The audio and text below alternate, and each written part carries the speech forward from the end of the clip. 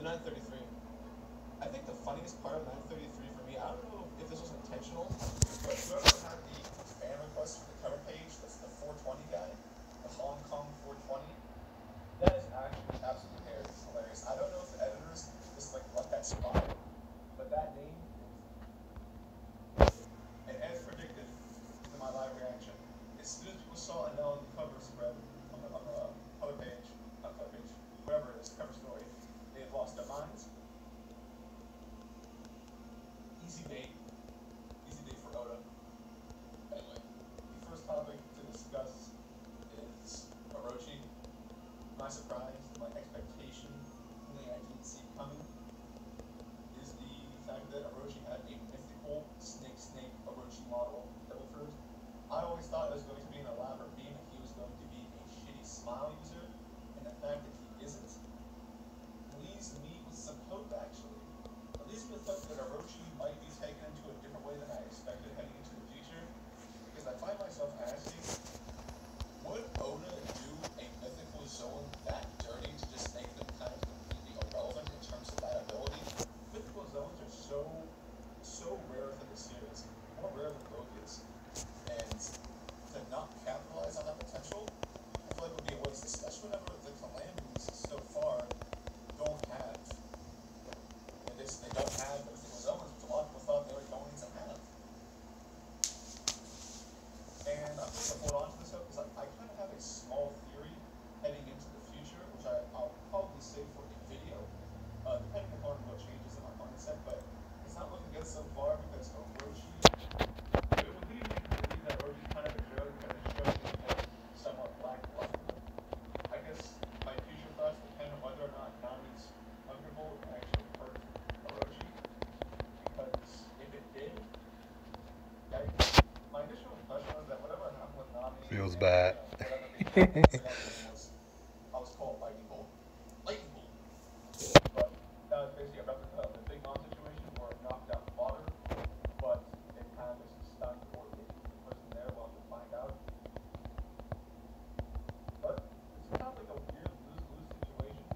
The fact that Orochi isn't a smile kind of deflates any hype there could possibly be in the series initially, for there to be a competent smile user, which I find odd, you know.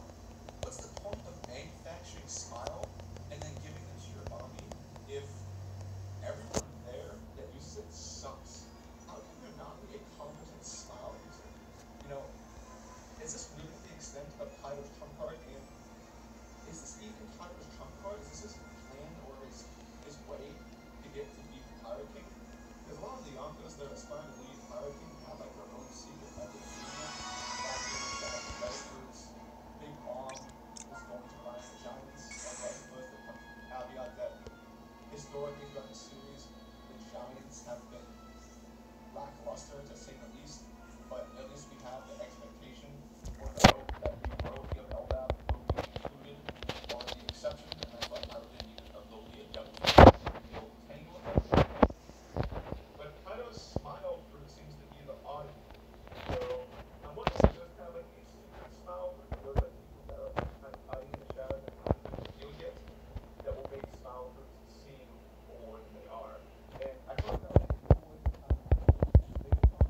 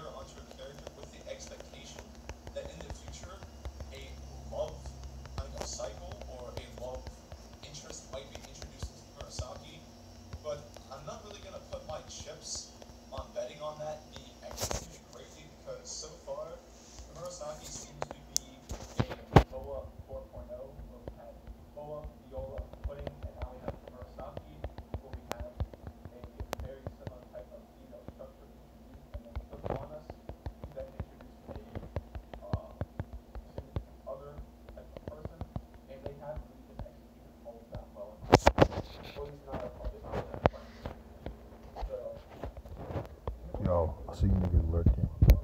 Join the Discord, y'all. Y'all wanna lurk? That's cool. Lurk in Discord too. Bars. See, I need a deal, man, for real. Like, I got the bangers. It's just, self-made. You feel me? I guess that begs the question: who would be the candidates if that would happen? I think you automatically have to include Luffy because Luffy is like the harem king. Although I hope Oda doesn't go that route because actually I hope Oda doesn't go the romance route to begin with, but it's something I can see happening. Other person would be Zoro. There's samurai stuff. Other samurai dudes can be involved, or something that I would personally enjoy is that no one is introduced into it, and that Damn, a person lot of is Hachi again. static and like have to be one. What the fuck, But she evolves bruh? as a person in another way, so that Oda can kind of break the chain that he has in the female structure. But look at him. We'll see. I kind of like. I don't know. It's weird. With Kurosaki, I'm kind of waiting for Oda to make her different because right now I don't really have a reason to care about her until I see that she isn't exactly what we think she is. So I'm interested in looking into the future.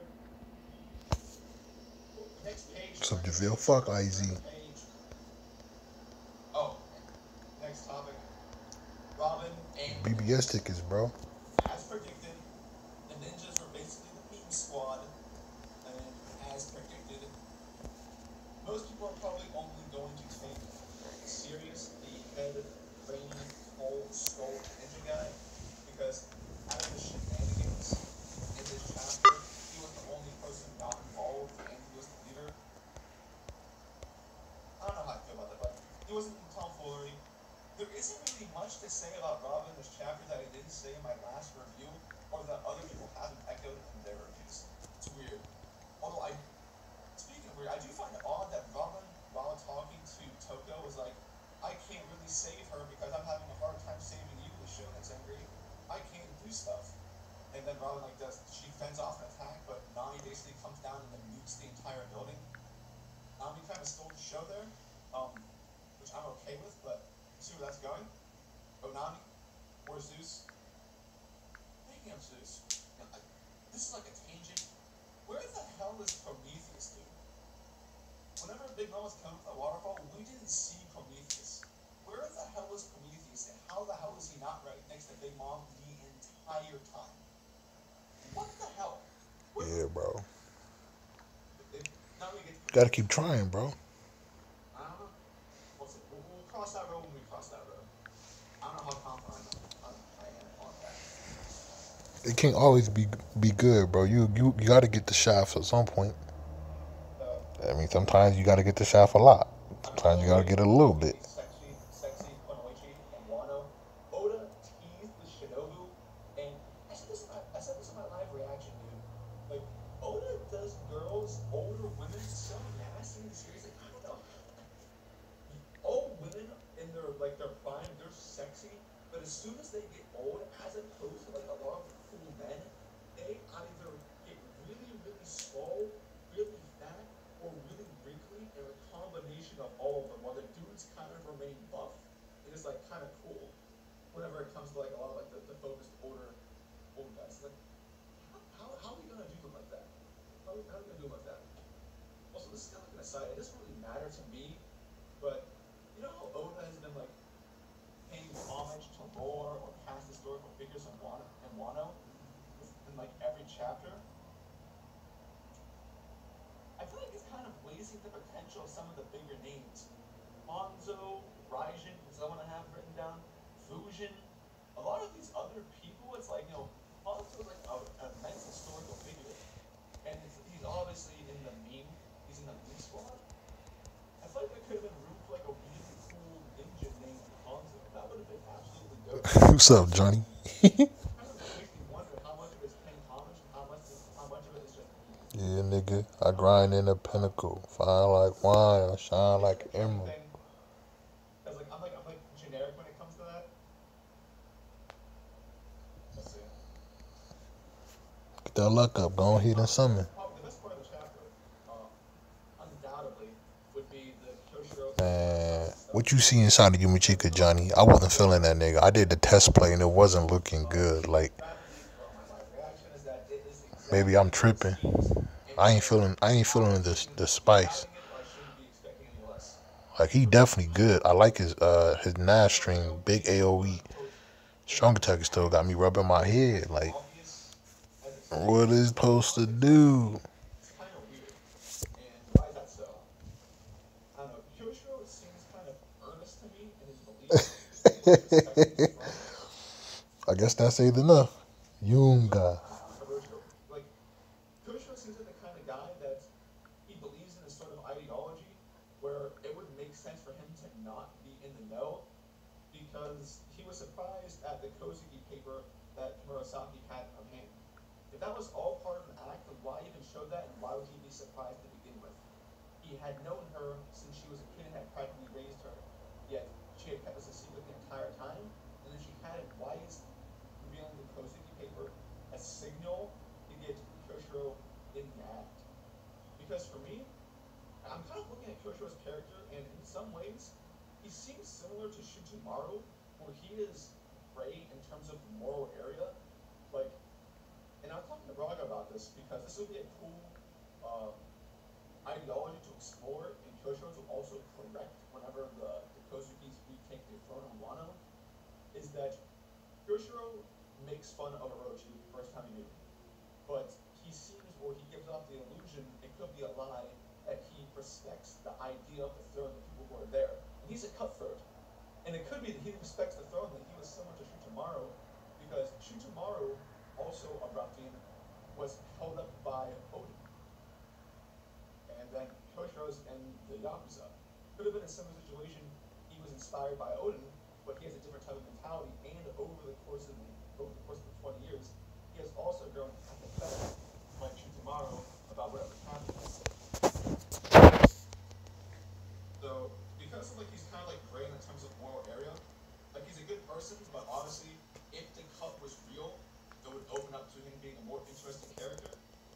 But speaking of the cut, obviously I don't believe Murasaki Yeah, dead. I mean, It would be a great twist if it happened that he was. maybe I need to actually get the character. Please let me know Test what you think plays. though. Test plays help. Does it Just make it's it more not fake, as like much justice as actually having. Aizen's power, Cause you only got 30 seconds. like an Aizen's stone ability or whatever, and it's just like let it be a side cut or cut at all, because I'm tired When I of get down to seeing like this 5 soul tickets, I one-sided do some epic raids. I think I gotta voice of an idea that I do. shouldn't care about what's I happening. know I gotta do I really don't ultimate. care about the It's just stakes I think the of next something. set is It just happened. nightmare on this account on So Godly account. I want it to be a real thing. Let her be dead. And for people who are new that are watching, I made the meme in my live reaction that's like, for the first time in the series, Oda let a girl be hurt, and people are like, that isn't true. People got hurt here, there, and here. Obviously, it was a super. I was being facetious. Women have gotten hurt in the series, but it's very obvious in the context of, especially the new one, that Oda has taken liberties to make sure that women are out of actual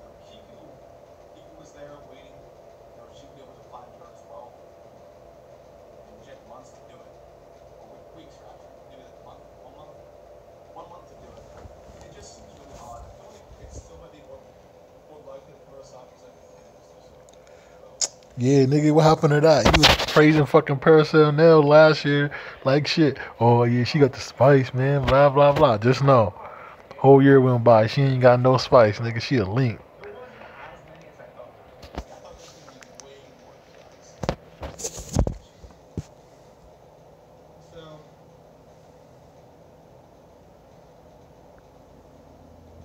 the entire night was skipped. We don't really know what happened. What happened to Sanji? What happened to Law? What happened to Zoro? What happened to Nami? Oda with the infamous off-screen no meeting, which I'll get into a bit later, but I wanted to note that I kind of expected the Sanji fight to not be a full fight, but it's also pretty weird to me that Oda would like leave off the chapter with Sanji going into cliffhanger and then actually have a time skip. I was kind of expecting there to be like a scene where he skips most of the fight of Sanji doing stuff, but then shows the end where Sanji wins. But just skipping the entire thing just leaves it all in the air. I want to believe that Sanji took care of him and he's doing his own thing, but there's a possibility that that might not be the case. It depends upon the entire Zoro situation, what happens there. Because if Oda wanted to keep separating Zoro and Sanji, having Sanji get caught in some other plot event while he was fighting King One would be the way to do it. We're about to find out. Which leads me to Big Mom, Big Mean, Big Mean.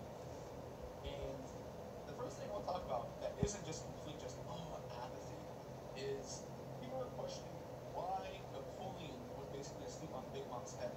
And I'm going to kind of toot my own horn here, as this is one of my first theories I ever got correct that never got any views, is kind of talking about the connection between Big Mom's psyche and then her homies. Normally, in most situations, Napoleon actually mirrors not only the facial expression, but the sort of mentality that Big Mom was in. Whenever Big Mom was in a rage, Napoleon was crazy eyes. Whenever Big Mom was looking away, Napoleon looks that way. Whenever Big Mom's angry, Napoleon looks angry. So the fact that Big Mom got amnesia, the same thing kind of happens to Napoleon. Kind of like it feels like he kind of shut off because kind of like the psyche that he knew from Big Mom was kind of cut off. So he should, for the most part, until Big Mom goes into a craze or remembers something, I think he will remain basically off in a sense. Which could Oh be shit, another fucked up. kind of used if he's not like cognizant of his abilities. So we'll see. Chill, Johnny. I didn't post that. I could have sworn I posted that, bro. Specifically the comment I've been seeing a lot is because the president Maybe I didn't. appeared to be in the background is that Big Mom would be instrumental in breaking Luffy out. And just like I said in Brother Stream, I will repeat here. I really dislike this idea of using A sniper got jokes. the president. That it doesn't even seem like we need to have Big Mom's help to do that because the president is My nigga. Nell wasn't solidified. Yumichika is. not that president. Yeah, Nell got a true full screen. Yumichika don't. What if I could get Big Mom to help overcome They both got paralysis. Both got hollow killer. Nell got a better soul trait. but Uh, other than Vortex there, what else? She got vortex. Real good. Mob control. Go with her now. It's looking good. and She's in a wrong car, so you don't gotta worry about taking that soul reaper damage. her own psyche and her I think her Nash stream was actually good. I don't remember it quite well. because she herself has another chapter have her immediately go into a rampage. I feel like it kind of I defeats know the she purpose melee though. I know that of much. her quote unquote witness if you have her immediately go into a rampage. And I also don't think it would be a good idea for Luffy to keep on going into a rampage I don't know, Arya. You tell me. or Luffy so I that don't know. Luffy is fighting Maybe because I'm black. I mean, I don't know any racist white people towards white people. So, but speaking of training, so this is a weird idea. Like nigga. Look with me. I ain't know I got it. sense to me is people are saying that Luffy being in the prison is the equivalent of him training. What do you mean on and off stream? I don't think that even makes sense. Like it's all If I start a stream and I cut it right away, that's because it's gonna crash. now that he hasn't done what There's no point of keeping the stream up if it's gonna crash, or versus me starting the stream and actually working, then keep streaming. That's if that's what you're talking about. Is the homie Simba or no?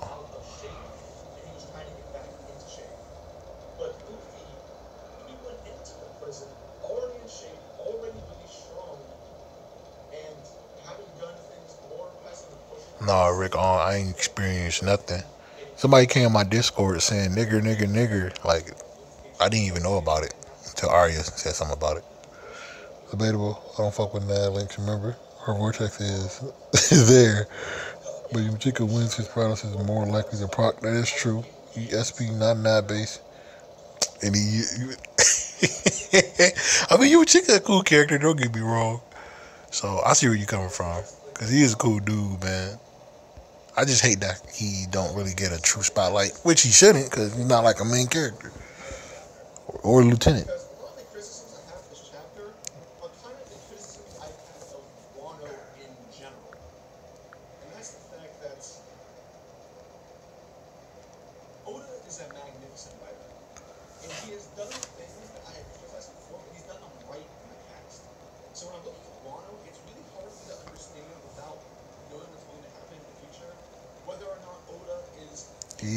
Kenpachi.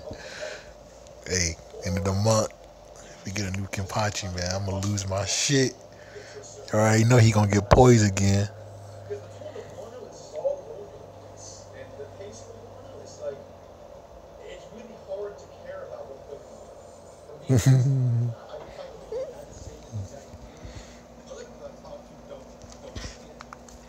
Machika not gay though. He's just a pretty boy. Damn, they sweet. Shit. I was fast as fuck. That shit was instant. Pop, gone. The whole team though, like. That shit was fast as fuck, dog.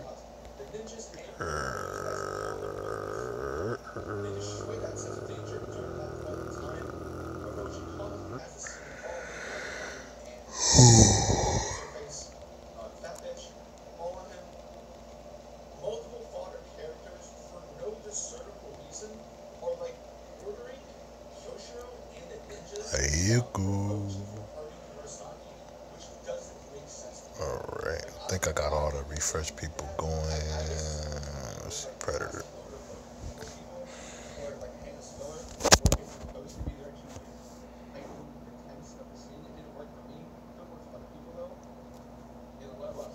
Damn, do your girl bake like every other day, bro? On Martin, I feel like she bake a lot. Whole lot of baking, whole lot of cupcakes, brownies, cupcakes, donuts, cake.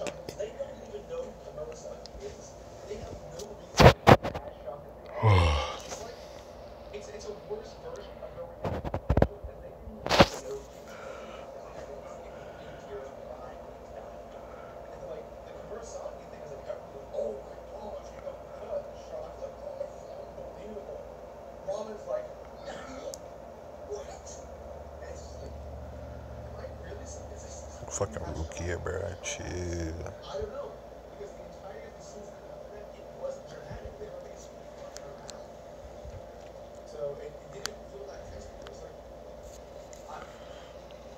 Chad finna solo the whole team. Y'all think it's a game? Abuelo. Finna solo this team. Look, Hollywood already dropping real fast. Nope. He need another soul bomb. One more soul bomb, it would have been a wrap.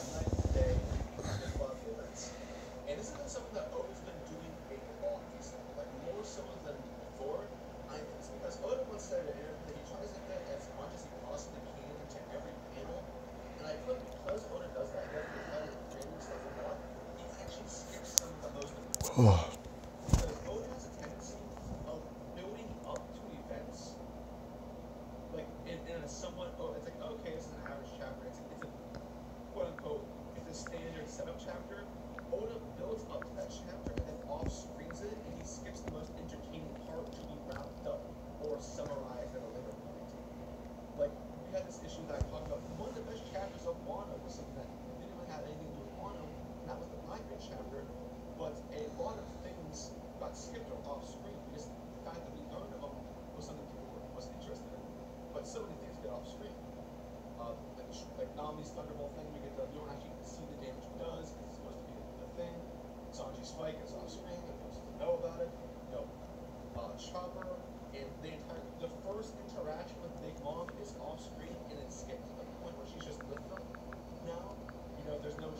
like her being revealed to be a good person, quote unquote.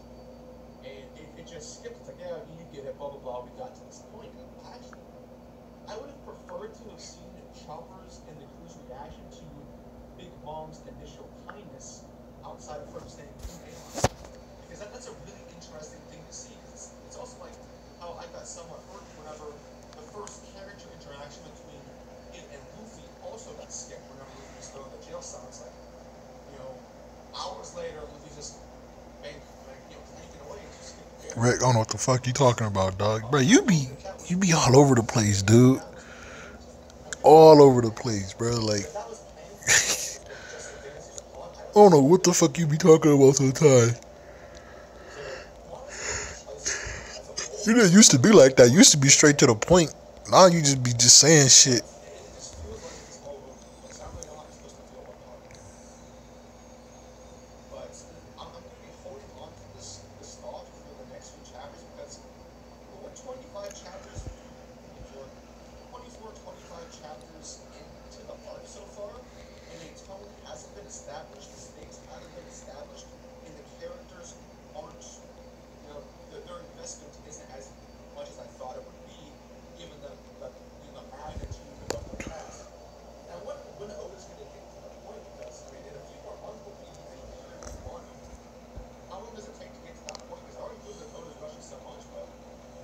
No, JaVale, bro, what? Don't, bro, they just speculating. We are getting White Day characters mid-month of March. That's when it should be. Mid-month of March. Mid-month of March is when they should get those characters.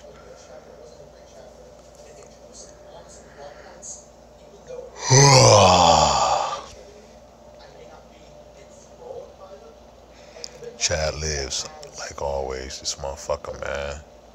Motherfucker do not fucking die, bro. I hate this nigga, man.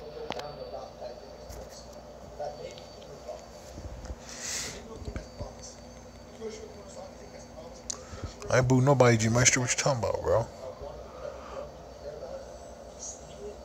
People should get the boot. It's just, whatever. Y'all ain't doing y'all job, man, and I don't got the energy to boot nobody at the moment. The stress of finding guild members is fucking overwhelming, man. It's so hard to find guild members. Then find loyal members at that. And then find people that's going to listen to the rules.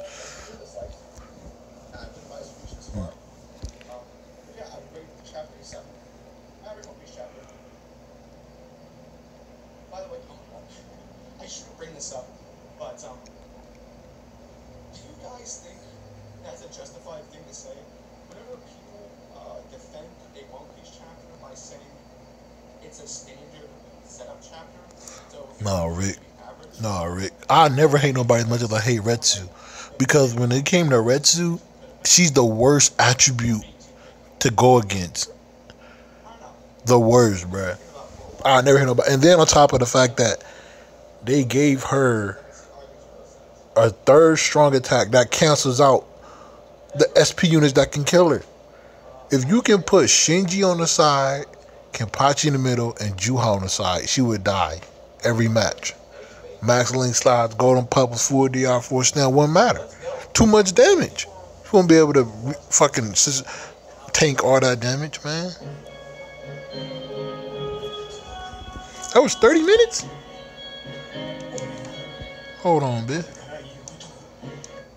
Damn, that was 30 minutes. Wow. Okay. I'm not even eating yet. I'm about to order a pizza, though. Domino's. Just know, I get this pizza. Just know, 60 points, free pizza next time I want a pizza.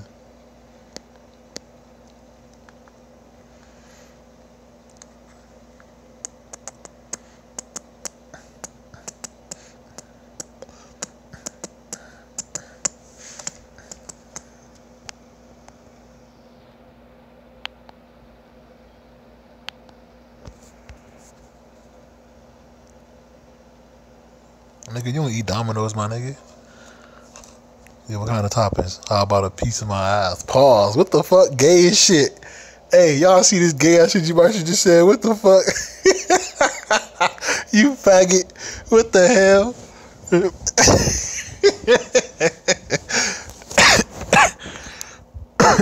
Wow. This nigga mad gay. You gay. Ray, no gay. Let me see. I took a nice little nap this morning though, Rick. I fell asleep on stream too, so.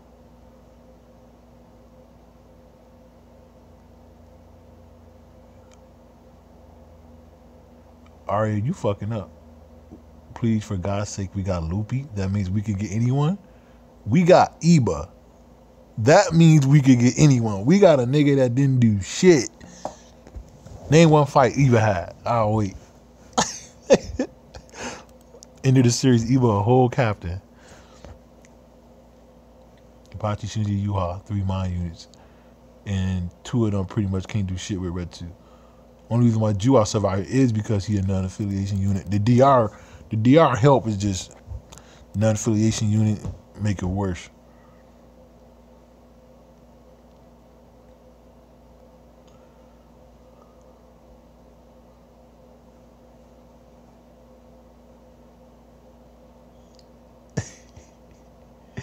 You calling you right now, according to West text message, you came all in his face. I'm not mistaken, expel him, and then him back in my fucking head like, honey, you miss me.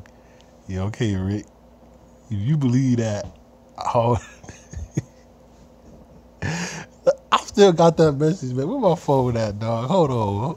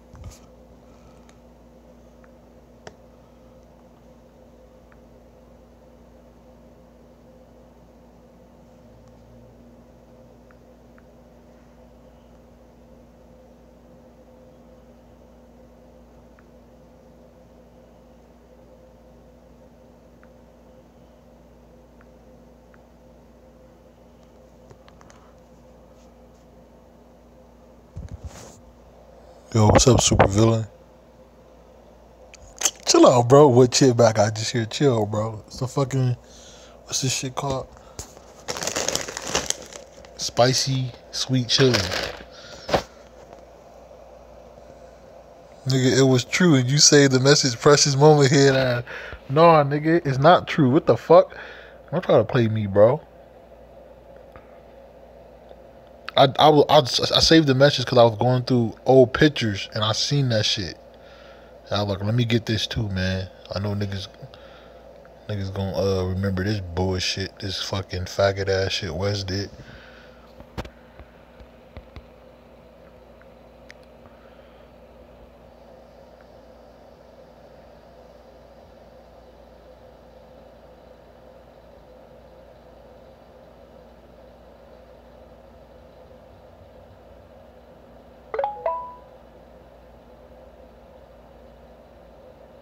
Niggas on my head though.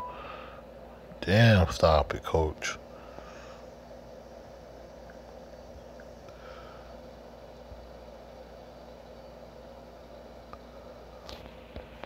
You okay, are you?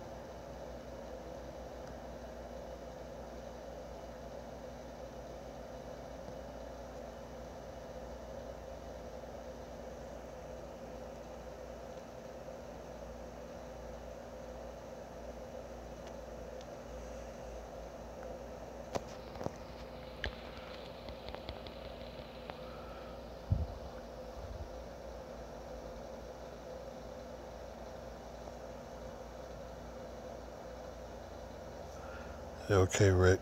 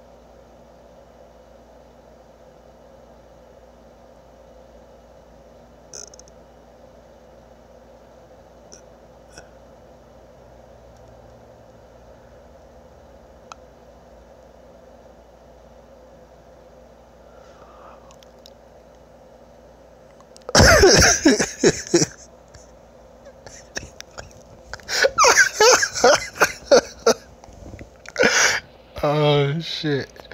Hey, where Uzi at? Oh shit. Bro, that shit was too funny.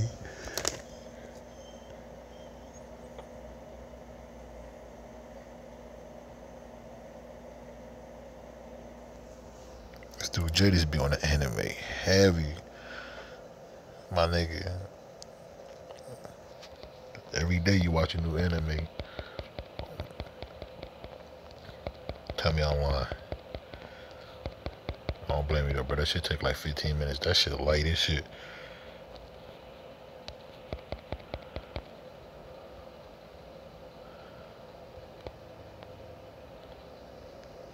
There's fucking picture at dog.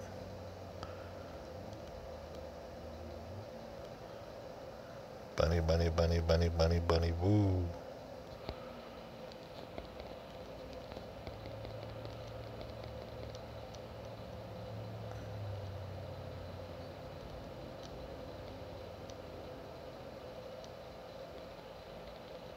Fucking nasty, man.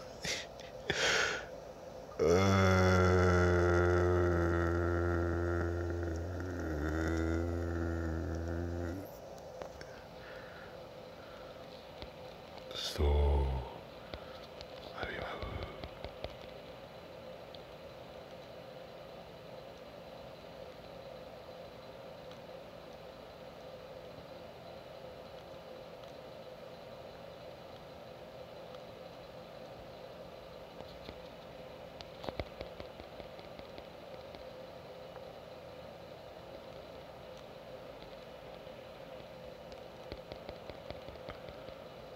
it's a work.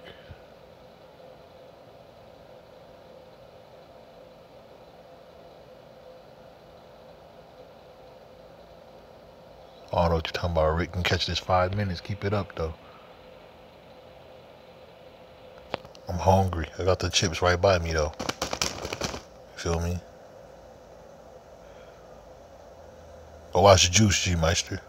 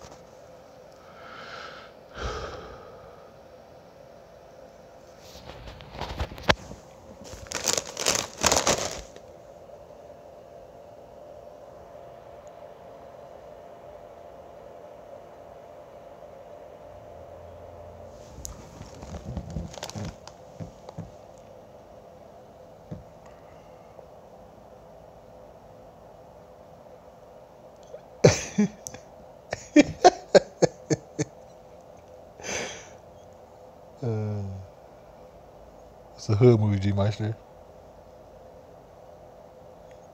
The fuck is 5 minutes? Just know if it was on this guy would have grabbed your big ass, choked you out, said if a man hits you in the tie, we go, yeah, okay, Rick.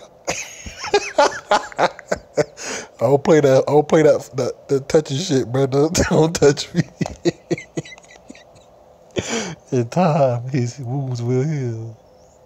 Sounded like a fatty that keeps his stash and donuts in the bottom of the desk drawer at the office. I got the chips right, but it is true though.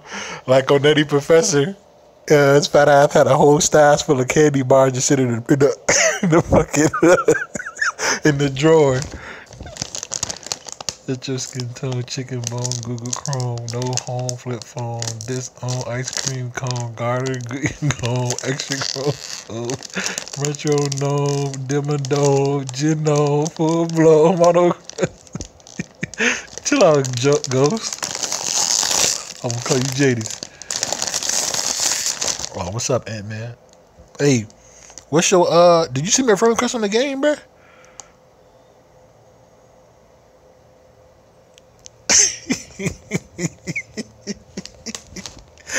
Imagine typing these fucking novels, man. This ain't no goddamn. I think the place for that, man.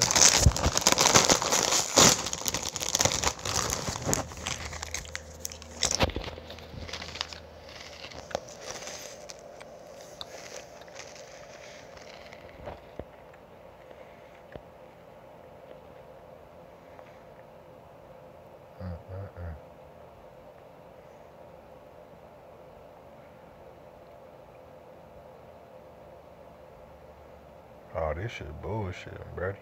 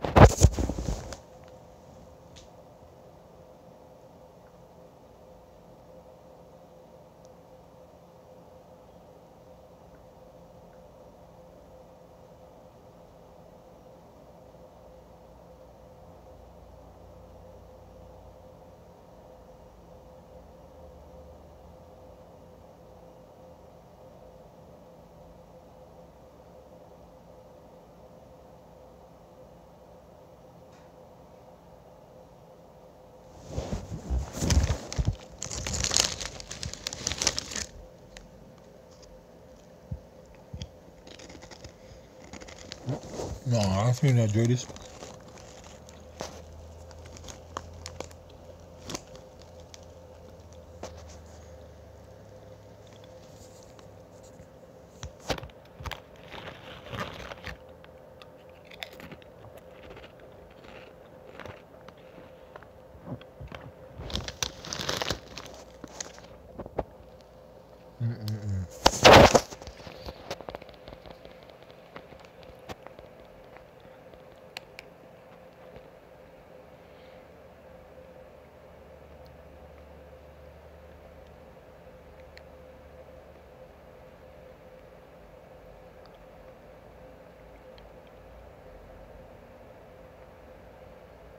Damn, what was that, bro?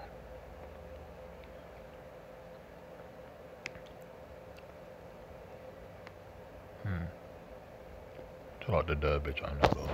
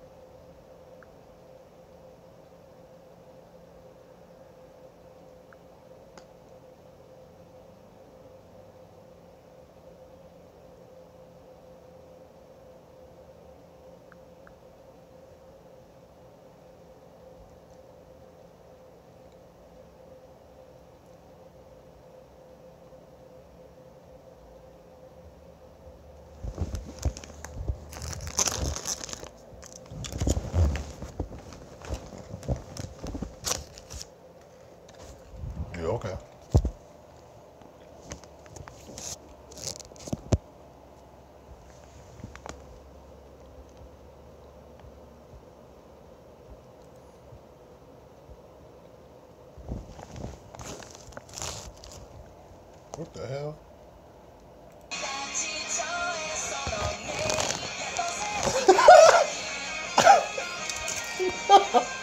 Bruh, what the fuck?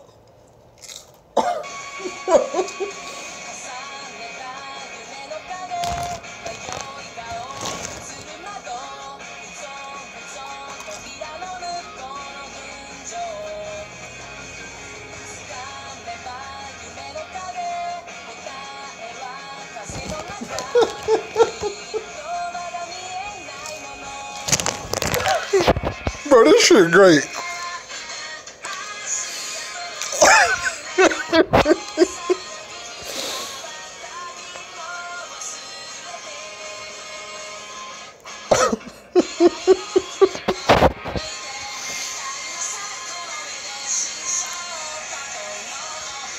Copyright strike like shit, bro. Bro, what the fuck? How is this allowed on YouTube, bro? Like, this is the most weirdest. YouTube fucking weird, bro.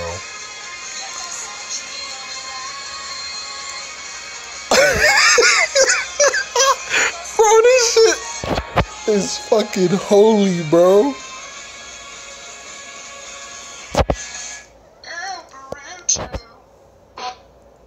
Bruh, that shit holy, bro. Yo. Wow.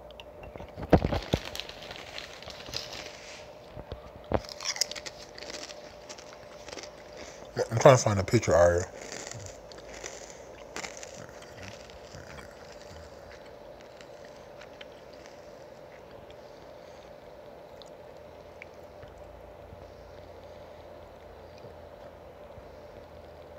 It's fucking spice. Everything nice.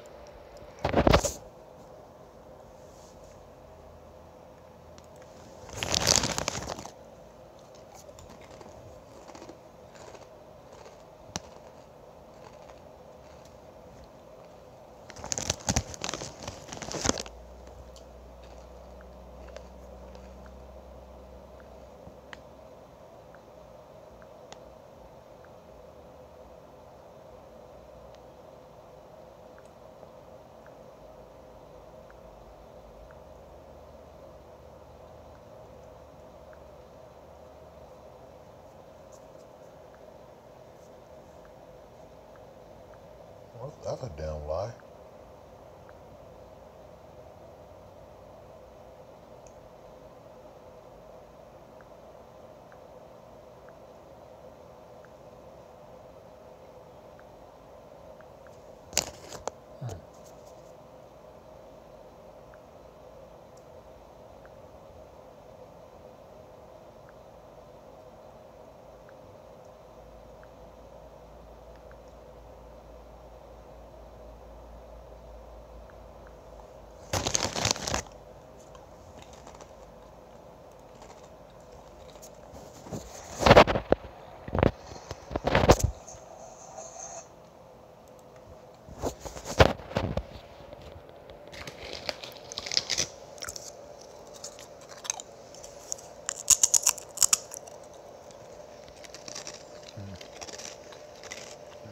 Ain't no Pringles, bitch.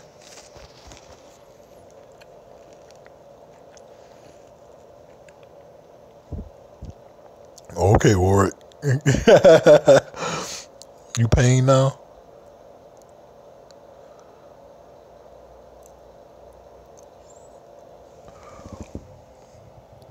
Hold on, wait. What the fuck going on? No, I didn't fall asleep. I was just looking for a picture. Hey, Ant-Man, are we friends on the game?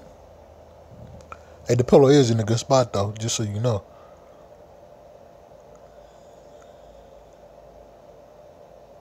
Bro, it was somebody trying to fuck somebody from the back, bro. Like, that shit was fucking retarded. A whole lot of ass and dick jokes going on in that. Whole lot, like a whole lot. When you get that yummy, you got to do a yummy cosplay when you summon. Huh? What you mean?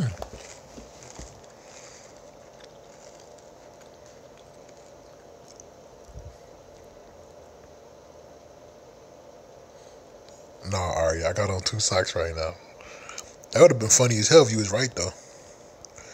Is this really a PvP team, or I'm tripping? Somebody loved the thickness.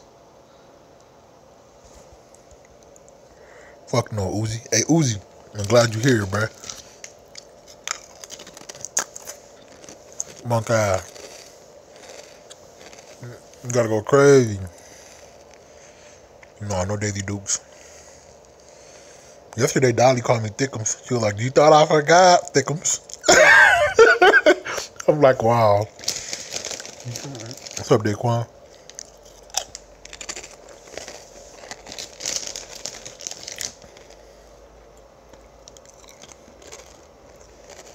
Did you see my video? What video, Ghost? You got a video?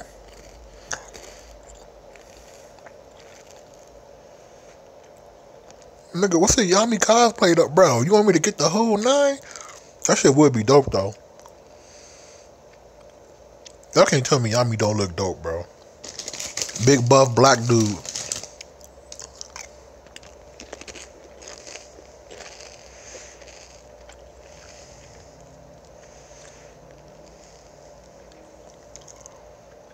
This nigga Juha, bro.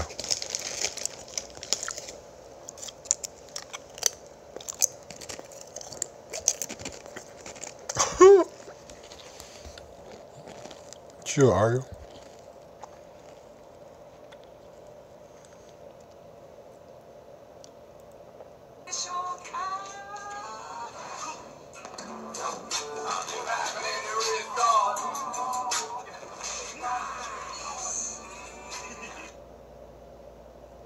Ghost, bro, did you really just send me that shit?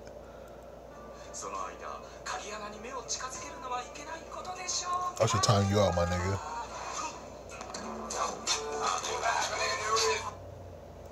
Yeah, bro, I should time you out, bro. Matter of fact,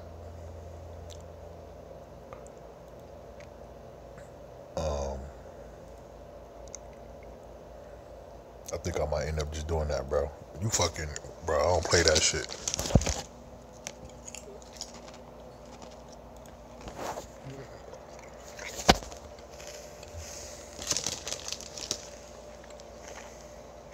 Look at this versatility in PvP. Why can't it be like this all the time? We got Ryukin, Juha, Ichigo, Rukia, another Ichigo, like,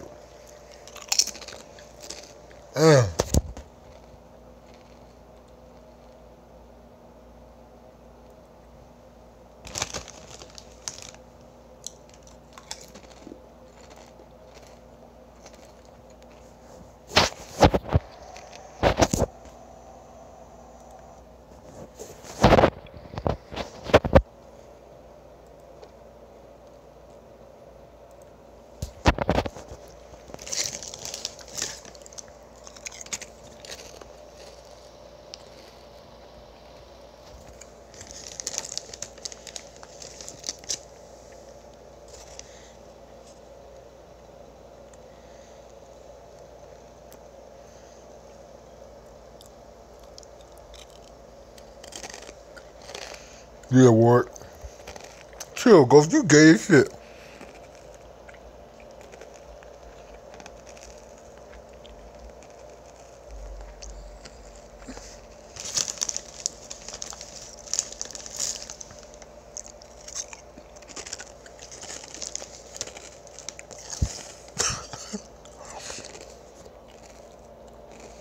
You don't got shit. You got proof? Like, if you had Juha, no, you would have been through that shit in my face.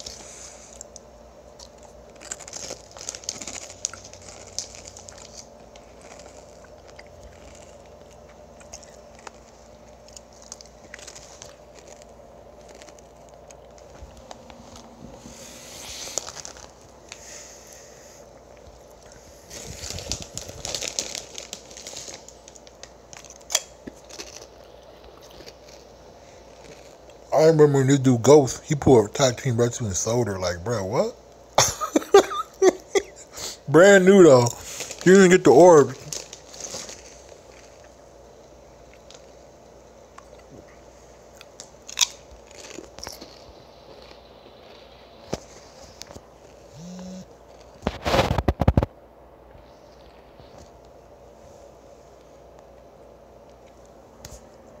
What the hell?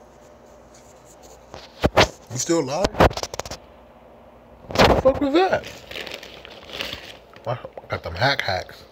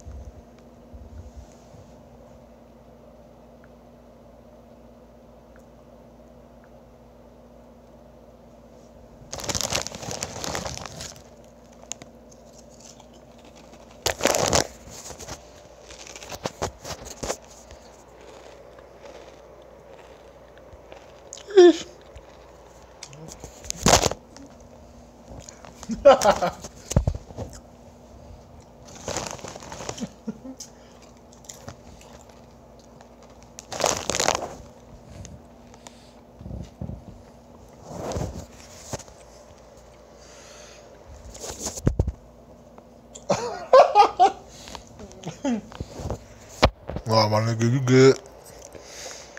Hey, all you gotta do, rewind the stream. It wasn't me coming in the shower.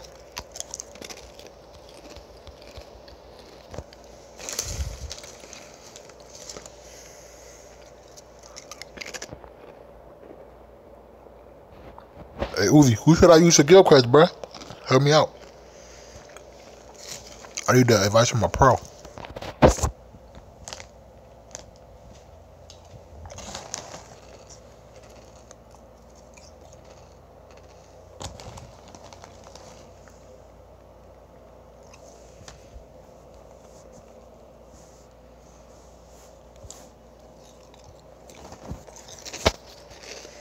Dolly account.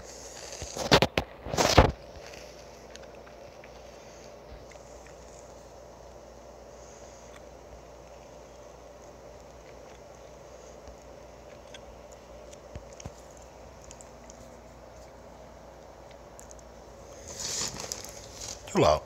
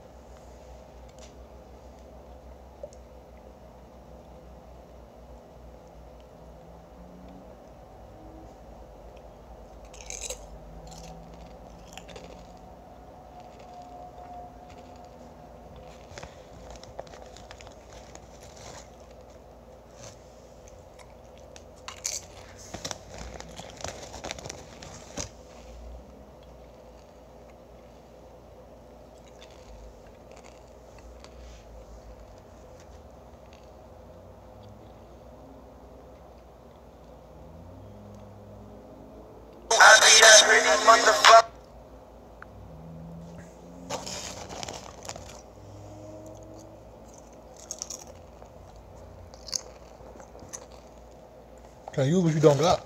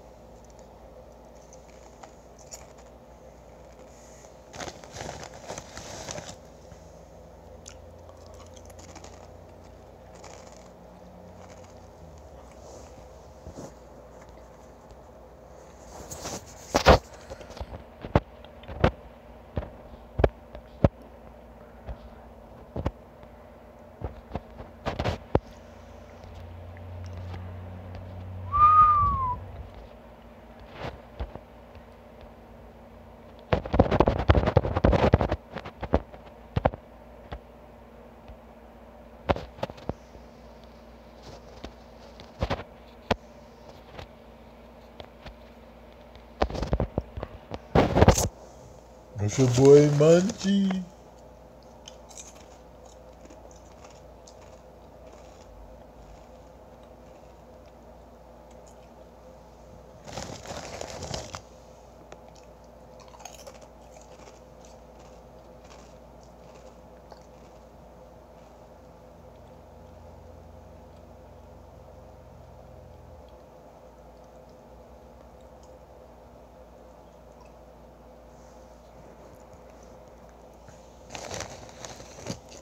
Come on, man.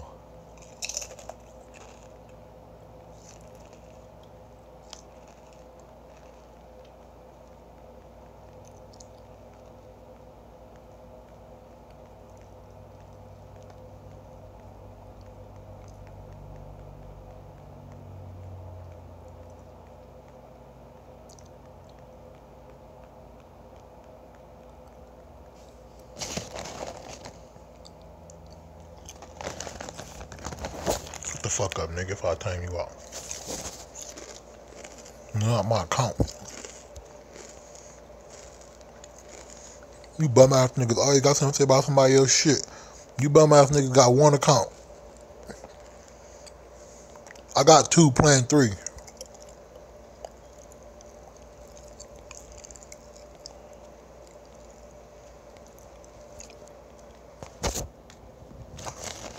Hurry up, monkey, you don't got shit.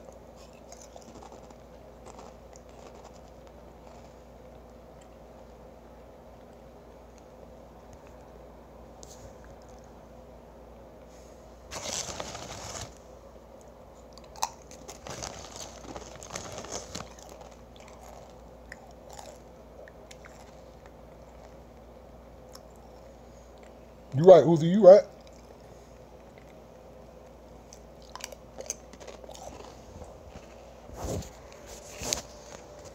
Fuck you, Zach.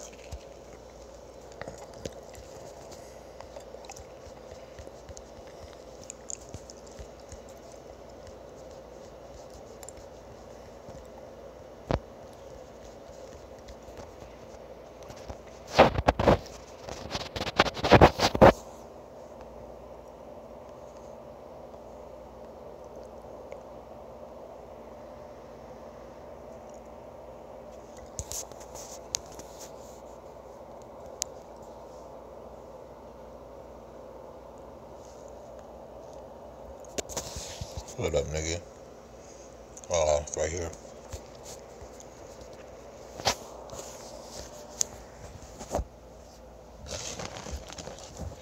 Shut up, bitch. You in the B-Rank guild. A-Rank is for tryhards, ho. I mean S-Rank, not A-Rank.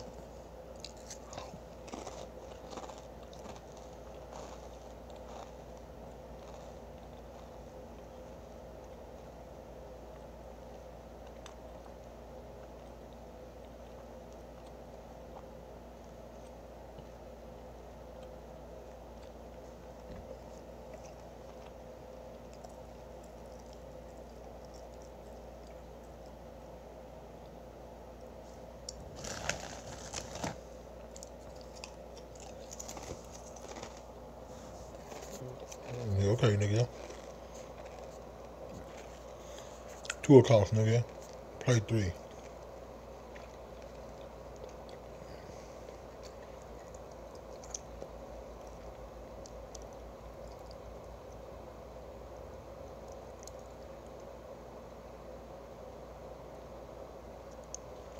I don't care about being good in guild quests.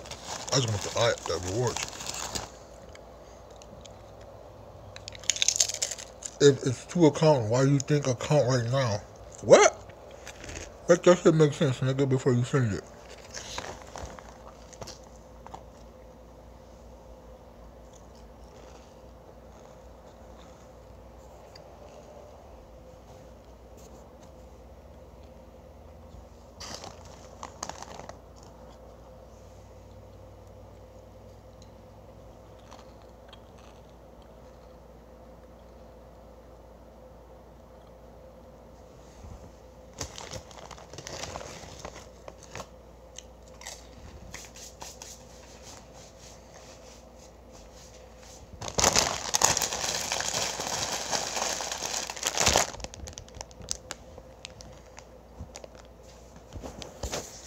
And you two bum ass niggas killed my chat.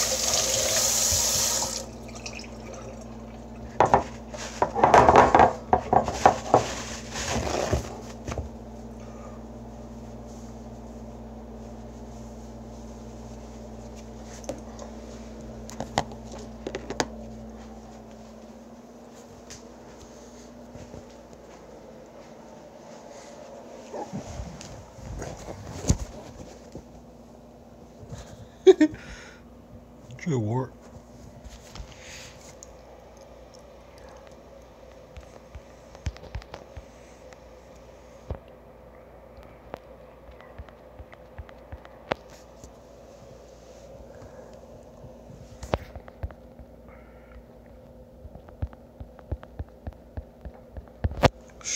Money.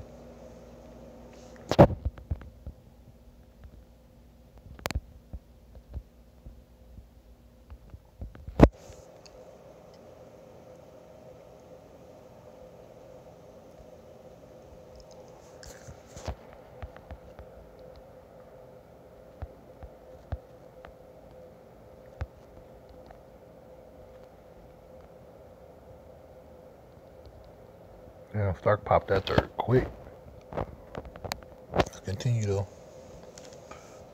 I digress, head ass.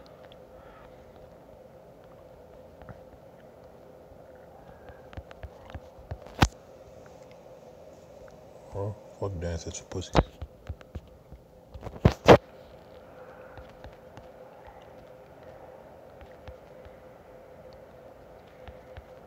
I don't know too many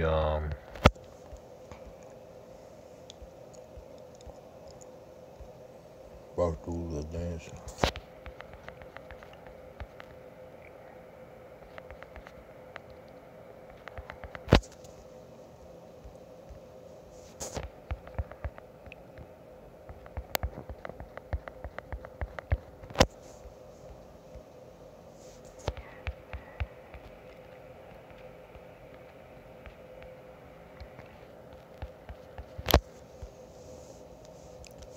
Oh, we gliding, coach.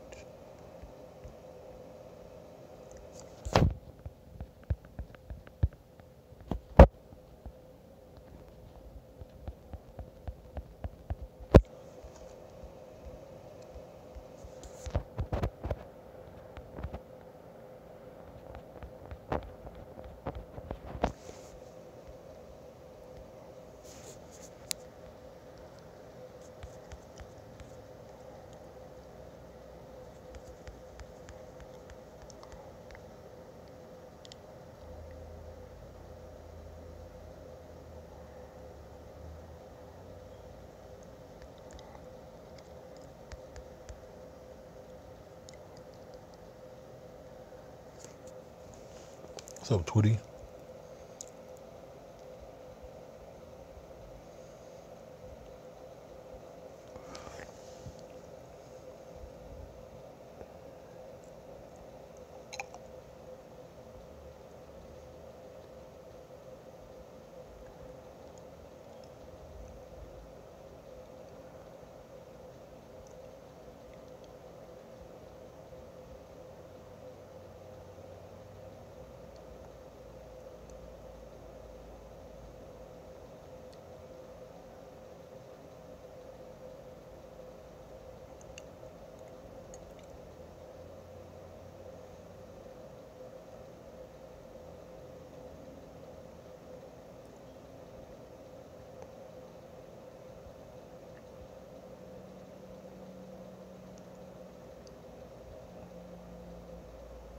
Which home is big?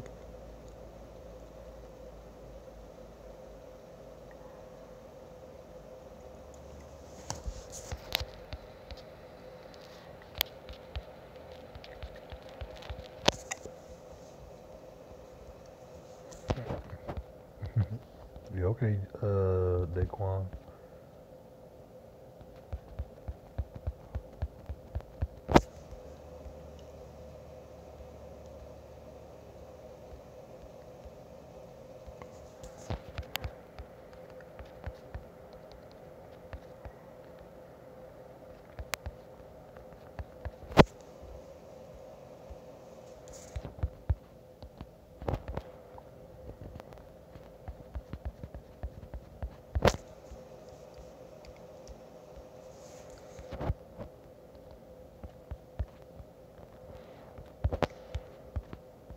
Bro, I got burned from what?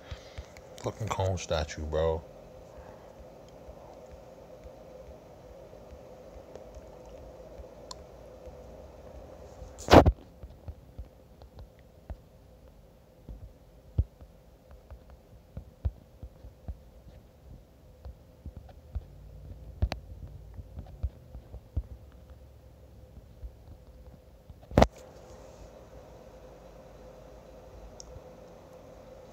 Got the chat link, yeah, nigga. Fuck.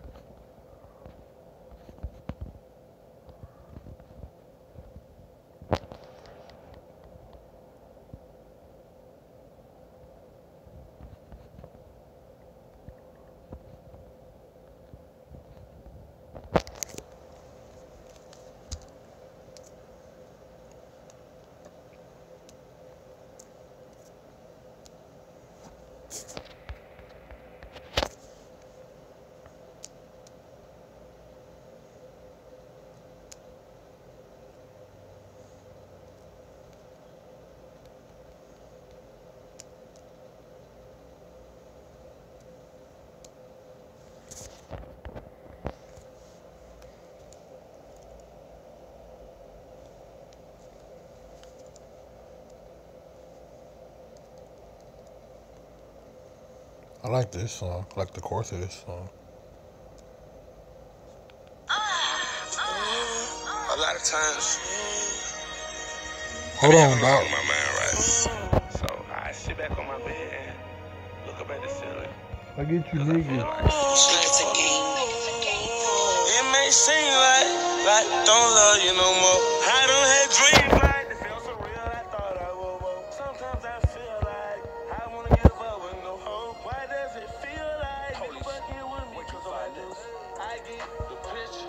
I get you niggas. I get money. I get bitches. I get honors. I get 50s. I get checks over 20. I get checks, bust them if they over 20. How much your bitch only if she over 20? I got my bitch just in case you niggas creeping. She'll bust say on me if I hear that nigga creeping. A couple me, I got couple $100,000 start nigga had a couple billion. I got sell me a whole little boy, these folks don't know. I got problem like they do. Who for the ID? When she ask for money, who ask for custody? ID. I swear to God, I did. I swear I told my first little boy he can have whatever. On me. $1 million trust fund on me. If he want something, it's on me. But they just so young.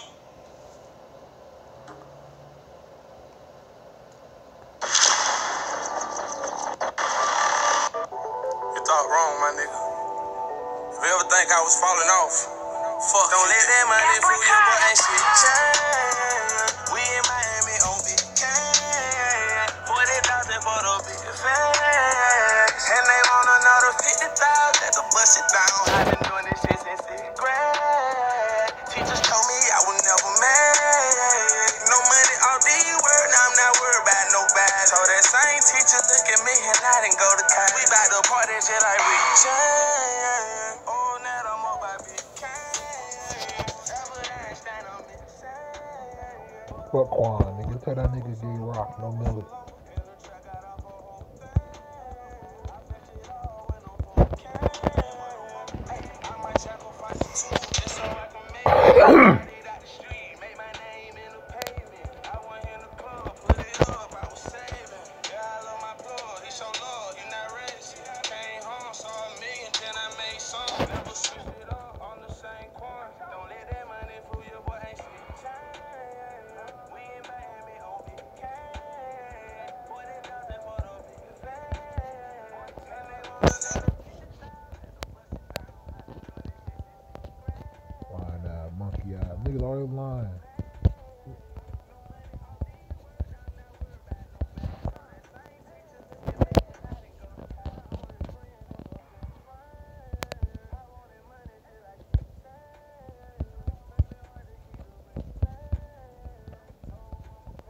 Nigga want the burn. I seen that shit this time.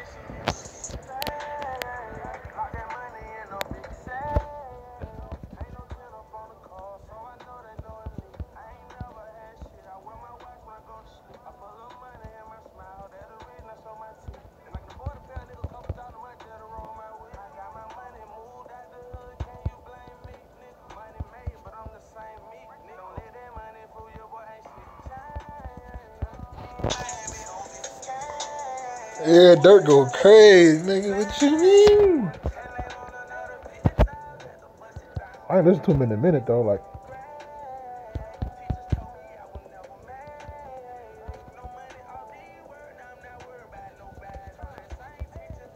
what's up, Adrian?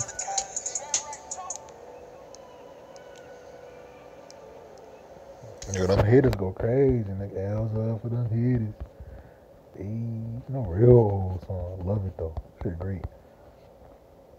Dirt go. Oh, okay.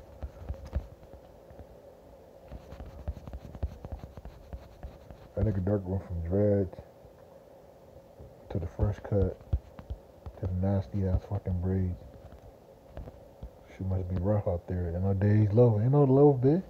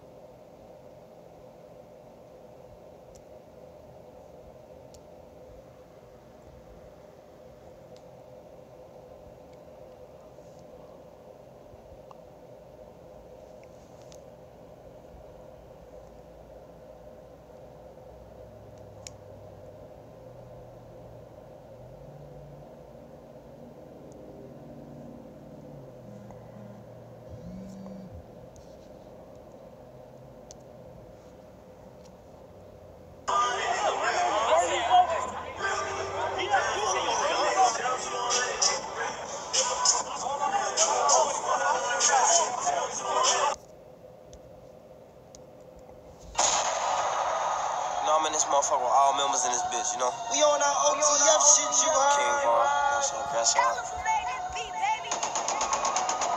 That's out in this motherfucker. I will say that OTF shit on you film, that shit dope as fuck, bro.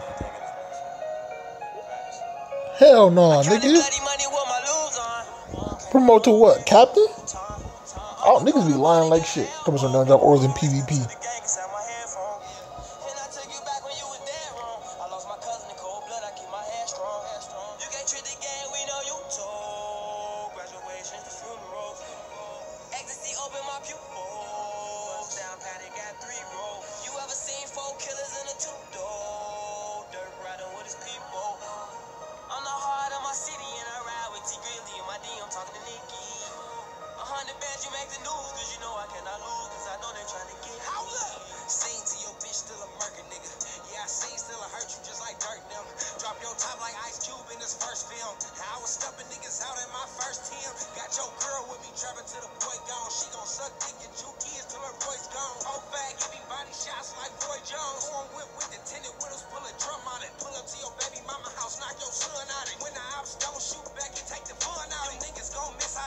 I knock blood out. Who can say you can't touch me or it's hammer time? I can't get caught with no strap.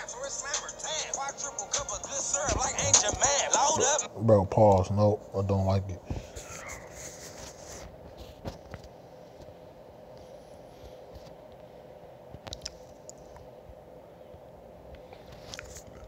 Oh, my phone is dying, ain't it? Damn, I forgot. I'm up here trying to continue the stream like this phone ain't dying. This bitch about to go bye-bye. No again.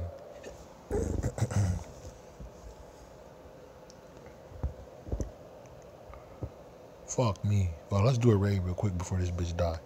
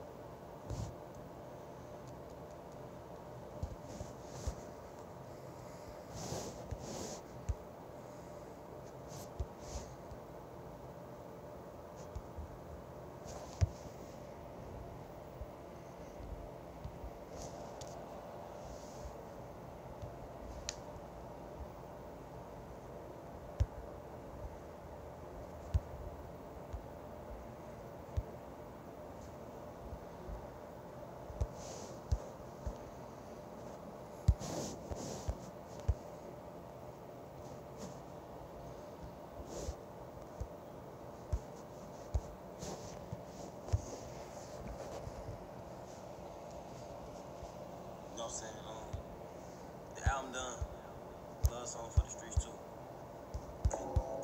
I got niggas who locked up, who niggas lie on. These niggas shooting at these kids, they shooting blind for. I got blood in my eyes, it ain't mine, oh. And I got niggas in the trenches who I die for. I got a murder that's unsolved, and get my mind gone. Hey, phone them still it be right here if he take his mask off. Niggas murder still unsolved, oh. They say I still can't do no shows in Chicago. That's why I'ma charge 150 for a concert. When I'm done with that gun, clean your palm, oh. I'd rather do 100 years to see my mom hurt. Before you say I left you hanging, get a bond, oh. I tell him, Dad, coming home, say I'm lying, oh. I wonder what was on his mind in that Tahoe. Off this ecstasy, I cannot sleep. Watch this gun pattern off with some bleach. I'm the dirt and I be. Fuck. Hey, it's so crazy because I made this song off another nigga feelings, you know what I'm saying? What he going through with his bitch, you know what I'm saying? He actually one of my dogs, you know what I'm saying? So, here you go. We ain't talking in a minute, so don't hit me up.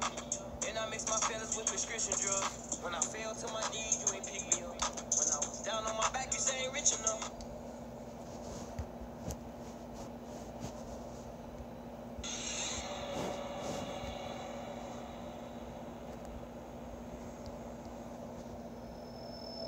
Tell my motherfucker can't use no tone like motherfucker. On Lil Mo Grady, niggas are straight hoes. Niggas know what's up with us, man. Tell me we don't be out here. Man, I get shit done, boy. Your ass trip. Niggas call me blooders just like T out here. Let's get it. I be calling phone, no phone, say I don't be out here. Catch up, knock his noodles back. Just don't tweak out here. Phone no sliding, late night honey, ain't no sleep out here. 2 days back to back, that's 50 racks to be out here. Can't have no Fifi on your block as long as Steve out here. Can't try to slide inside a fishbowl, you got beef out here. No, can't wanna get you out the way, they say you're chief out here. Niggas hold, they tuck their tails cause they be scared. And they Hellcat on the E-way off the me. Say his name inside this song, my bro said I better not.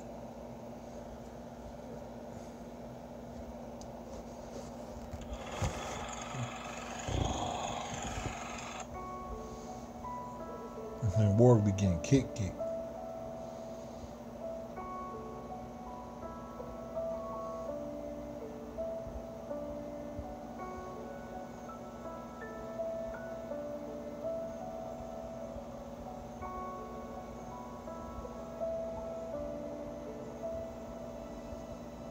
Going easy for VVs, turn to a habit. Smoking gas up at the piece, turn to a habit. Cook County sending money, turn to a habit. Young niggas catching murders, turn to a habit. They be steady shooting them blocks, turn to a habit. On the road moving them narcs, turn to a habit.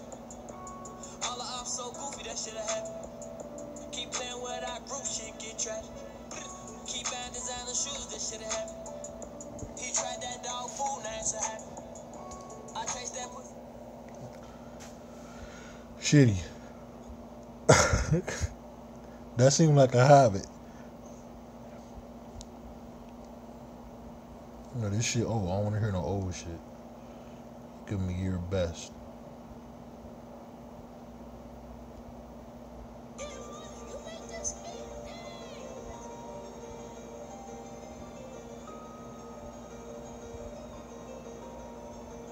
For real, like, I'm saying they counting us out at the right time, though, you know what I'm saying? They gave us motivation to tell me do what we gotta do. And also, I got the city on my back, you know? I came from public houses to a mansion. I lost my family, I was feeling stranded. I see my son here throw a tantrum. Hey, man, what's your player ID, bro? You on my Discord too?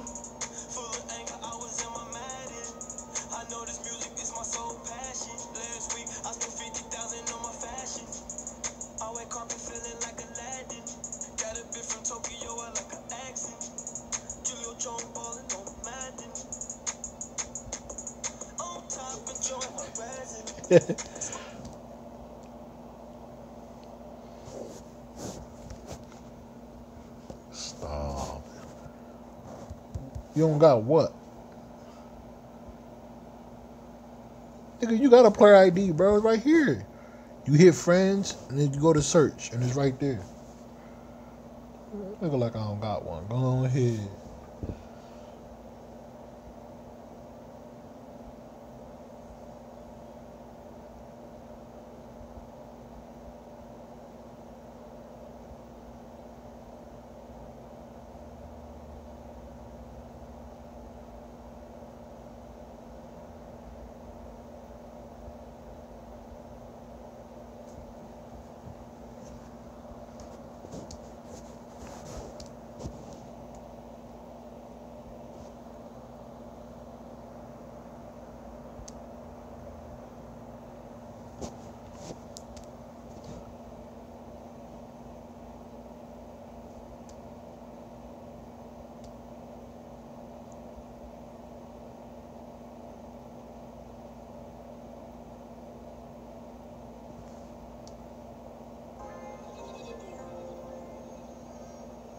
Nigga, no.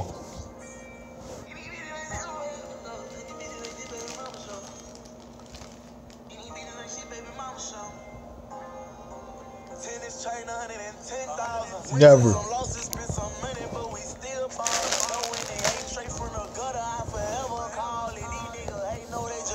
My career fall. Really wanna see you with more money than him. That ain't your man. I take these perks and pop that extra out the pan. Hey, man.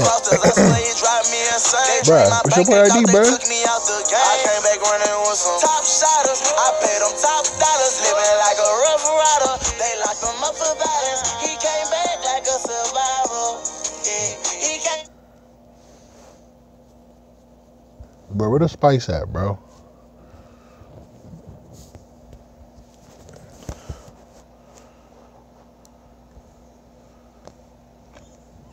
Trying to die.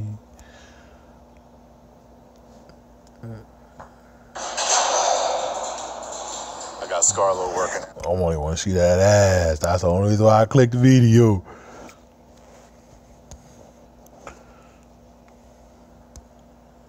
King Week on here, man.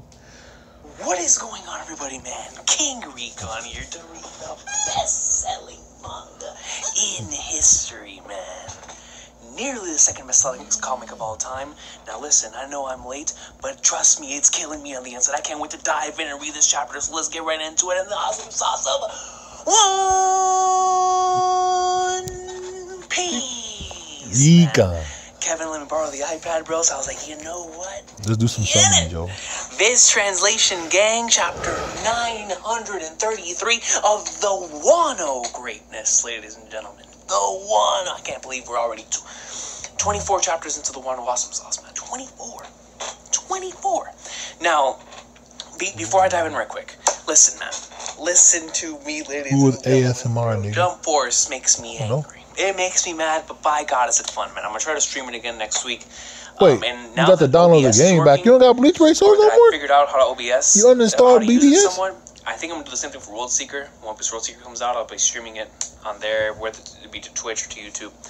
We'll see what happens there, but a lot of fun, man. And then my friend Jalen just finished. Remember the one I told you that wasn't through the park? I've been fucking with King Recon since BBS. I mean Bleach days, bro. He, my boy. The game changer, man. Episode I still remember his live reaction when Eisen appeared in the manga.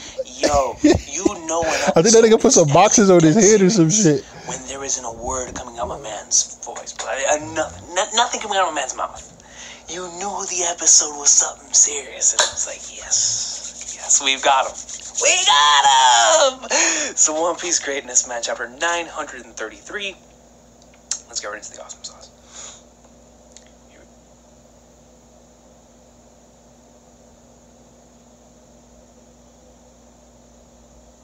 It's messing up your phone. What kind of phone you got? Nah, bro. Niggas just be hype, bro. Is that my boy? Dog, we haven't seen my man. We haven't seen Eminem Slimmy Slim. We haven't seen Lightning Bolt, long earrings, chain down, drums in the back. Is that the programmer? Some NL Awesome Sauce in Daquan? since Annie's Lobby. We haven't seen him in a color page in a cover page in years. Years, man. Bro, yo, whoever, let me see. NL blowing gum bubbles with some frogs by Hong Kong 420 Land. Hong Kong 420 Land is factually top 5 human beings on this planet for requesting this cover page. Because not only is it awesome by itself, but it's NL. Listen, man, y'all know that. Yeah, I know who he is. I'm subscribed to him. I fuck with series, that too. But there are certain villains. No, I didn't watch that Strongest hype, Martial bro. Arts This is Instinct one of them. because I love the me some form NL got a awesome sauce, flaw. man. Like, and with every reread, it just makes me appreciate. we could put a more, guy to like, destruction where is level this easily, guy in though. the I story, mean, bro. We see him again in a color page. You guys remember, or in the cover? I don't want to keep saying color. In the cover page, you guys remember back in the old channel when, I mean, if y'all remember this, man, you're truly OGs. But when chapter 713 dropped, when Fujitora dropped the meteor, I was one of the people on here saying, yo, Fuji's gonna drop the meteor, and one day he's gonna be so mad. It's not just gonna be multiple meteors, but he's gonna cause the moon, one of the One Piece's 6 moons. The gravity is gonna be so strong that it's gonna slowly but surely come almost into contact with the Earth. But it's gonna get close enough to where we're gonna see NL riding down on the moon, man. Talking about some dude, man. I am telling you, I was hyping. I legitimately 100%.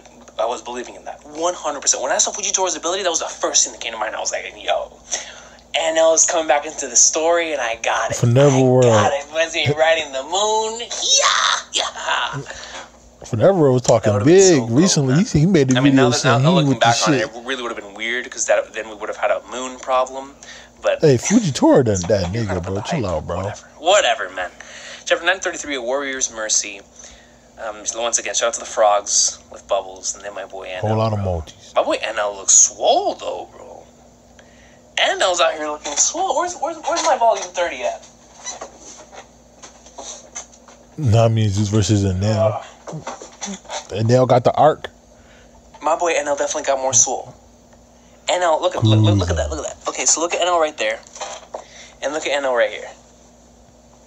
Looking mad swole now, bro. My man's been hitting the weights on the moon. I don't know what he found up there. He's probably lifting space pirates, but my man is... He's lifting.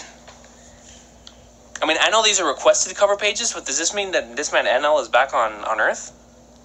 Oh, I don't know, shit. because a requested page never is part of the actual thing, so maybe go to Sledge Rock NL. Quit it, you know what I mean? I don't know, but regardless, let's get into the chapter, bro. NL, though, man. That's how you start a chapter. Shogun Orochi, please, my lord, calm your anger.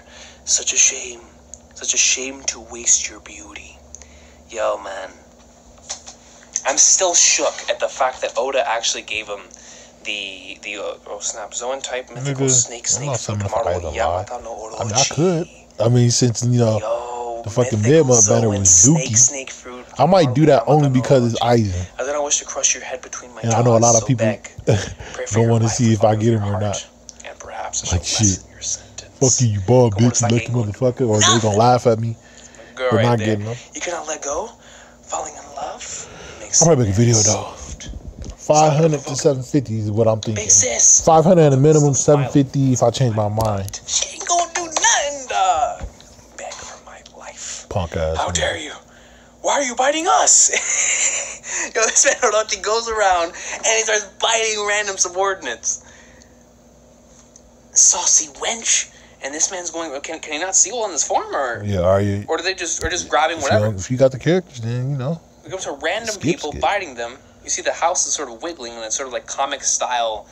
You know, whenever there's like a lot of ruckus going on, and it'll show it like from a distance. You see the house, and it's like bouncing up and down, going side by side. That's the way I envision this panel. As you wish, Komurasaki. I will deal with you myself. Oidan, Lady Komurasaki. Oh no! Oh snap! She did get Komurasaki. Yeah, see right there. My man's actually biting Komurasaki. Daikoku, why aren't you ninja stopping the Shogun? Save the Oiden. The Shogun is a free man. Nothing You didn't know that? You feel? That's all everybody been talking about, bro. Dealing with an intruder. That nigga coming out at An reset. intruder? In Oh, like, no, what, the 4 intruder? hours? You know, 6 I've hours? never seen her before this. And Otoko's like, please, miss, save the Oiren. But I can't. How much money did you spend, are you? Save you after the way you angered the Shogun. And then you That have, shit stings. one They of the hit your ass with a double banner. Like, Oh, go man, both I'm your already cursed boys. to death. What's going on over That's just disrespectful from K-Lab. What does it matter? It is a One ghostly is yokai. enough. 2? Sheesh.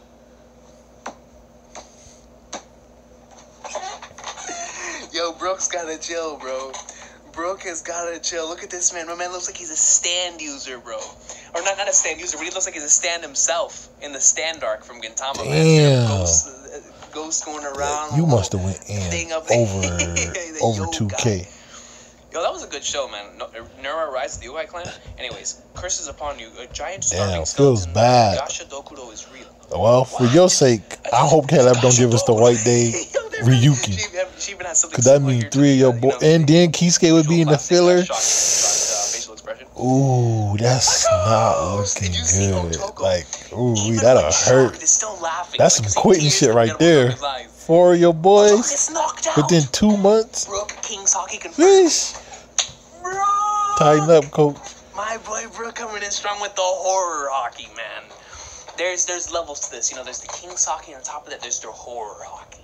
You know, Zoro was the first one to utilize the horror hockey on Monet. You know, Monet was so horrified. she was out. You ain't gonna try to get Kisuke, are you? Fear.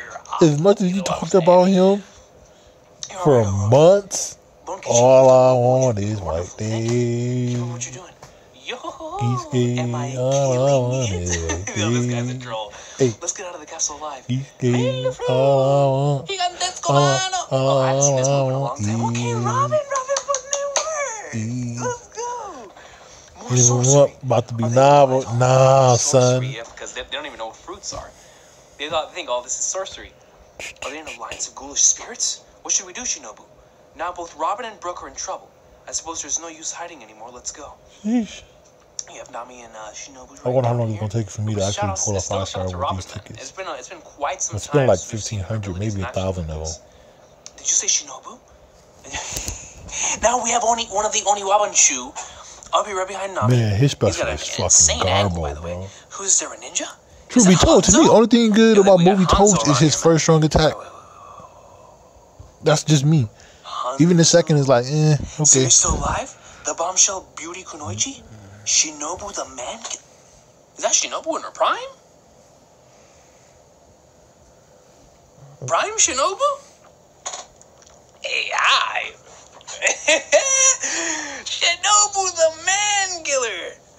The bombshell beauty Kunoichi. Shout out to Shinobu. Oh, so you recognize my mistake, wrong person. Nah, you wrong. Y'all messing with my girl Shinobu, dog. Y'all messing with my girl.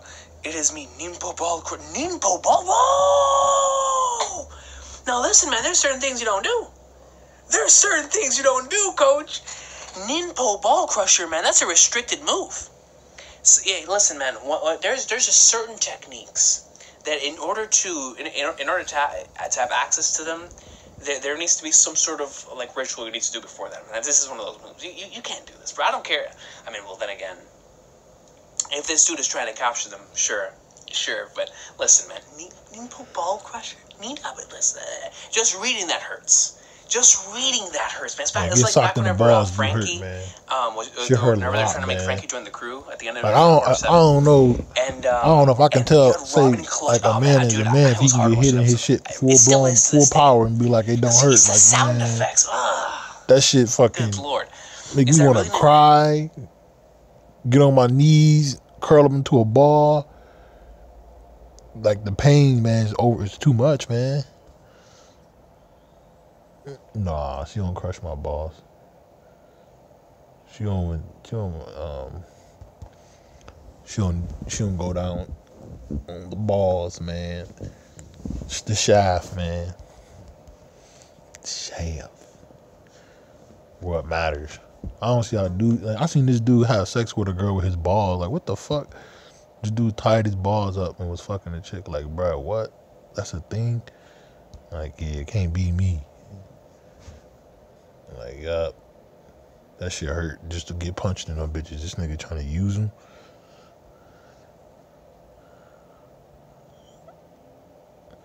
Welcome to execution. Jutsu? But I understand, man. You gotta do what you gotta do. You gotta do what you gotta do, Shinobu. I don't blame you, coach. Got me with the man killer. Oh, that's why they call her the man killer. Oh, no, Shinobu got me. Shinobu's gotta go. Shinobu's gotta go. That's what it means? No, can't move. Ninpo paralysis jutsu. That's just the after effect. Let's go, Nami. Sexy Ninpo. Let me see there. She puts her hand on the floor like she's using a summoning jutsu. Yo! Shinobu goes right to the ground, and then the top portions of the roof come crumbling down upon the head, one of the 8 Orochi heads that is holding Komurasaki. Rot Garden. The roof collapsed. Shogun Orochi. We have Komurasaki hits the floor. Orochi shook. What's going on? The feast hall is an absolute ruin. Hanzo just fell through the ceiling, and who are those Kanoichi? Oh, Nami. Boo to you too. Boo to you too. Why? I'm here to help. Yo. Oh, snap. And right in front of Komurasaki. Yu Hakusho pretty dope. I don't remember everything. I read the manga only. I didn't watch it. I watched like bits and pieces of the anime. My man's swift with it too. I mean, right in front of him. He looks like he just flashed him. Maybe he didn't flash him. Maybe Komurasaki was legitimately dropped in front of him. But you know when you see a samurai slowly, like they're in a panel and like halfway unsheathing their sword, but their sword is still in the sheath, like at least like halfway in or a quarter in, you know they're about to go into like somewhere, man. You know. Hold on, Rubio. But I don't want him to hurt Komurasaki now, dog. Give me a second, man. I need some water. Give me a second. All right, I'm back. And now we're good. My thirst is quenched, man. It's about to get crazy. So we have, this is an excellent panel right here, man. My man Kyoshiro is pulling it out. You've really made a mess of things, Komurasaki. Are you ready? I am. Man, she ain't afraid of death for nothing, man. Komurasaki's not afraid of death for anything. No, wait, boss Kyoshiro. What in the flying flat? No, he actually did. I thought somebody was going to come in for the save. Bro, where's Sanji at? I know he's fighting page 1, bro, but that was what I was expecting. Nah.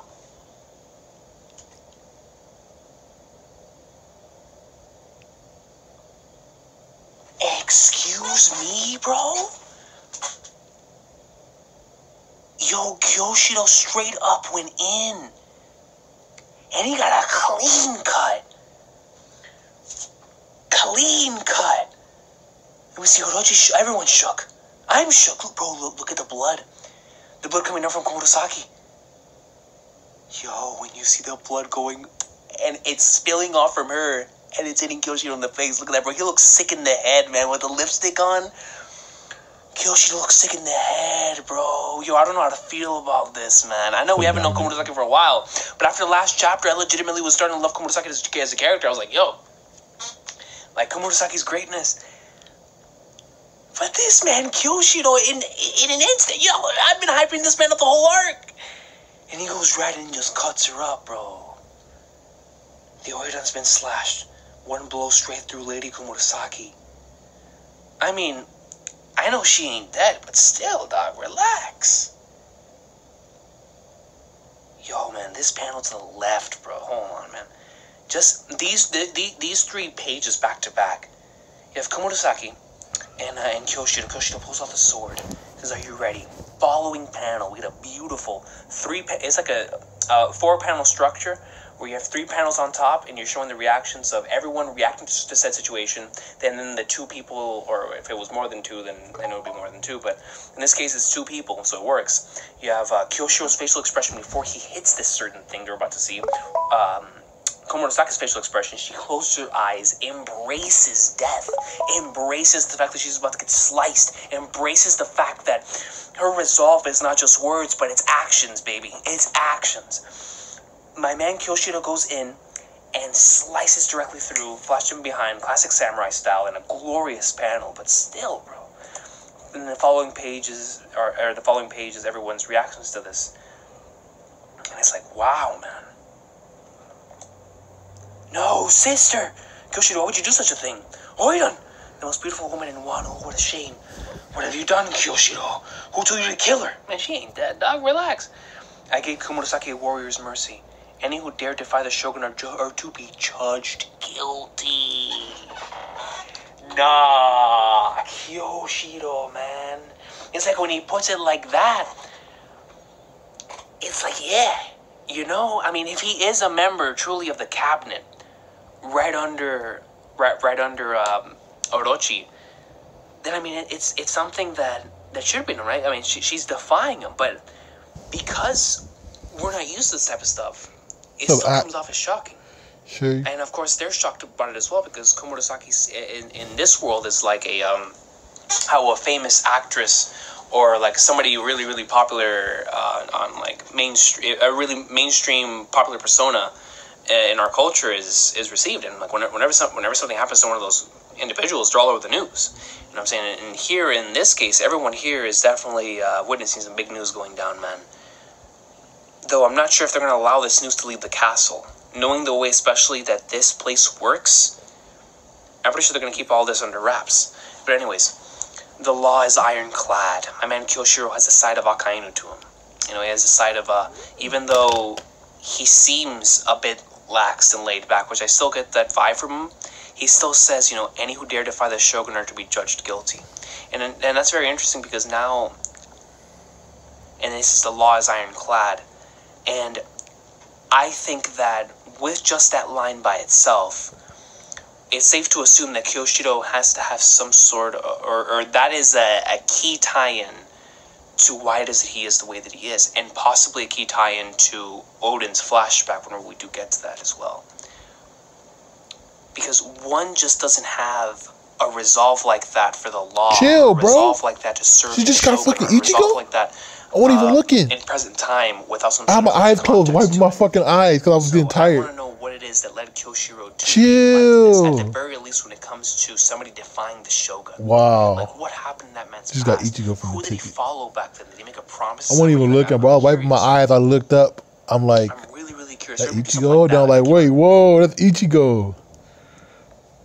Was he making This Dolly account. Would Kyoshiro truly go that far? Wow, no, dude, I'm fucking Kyoshiro tired. Saw the mark.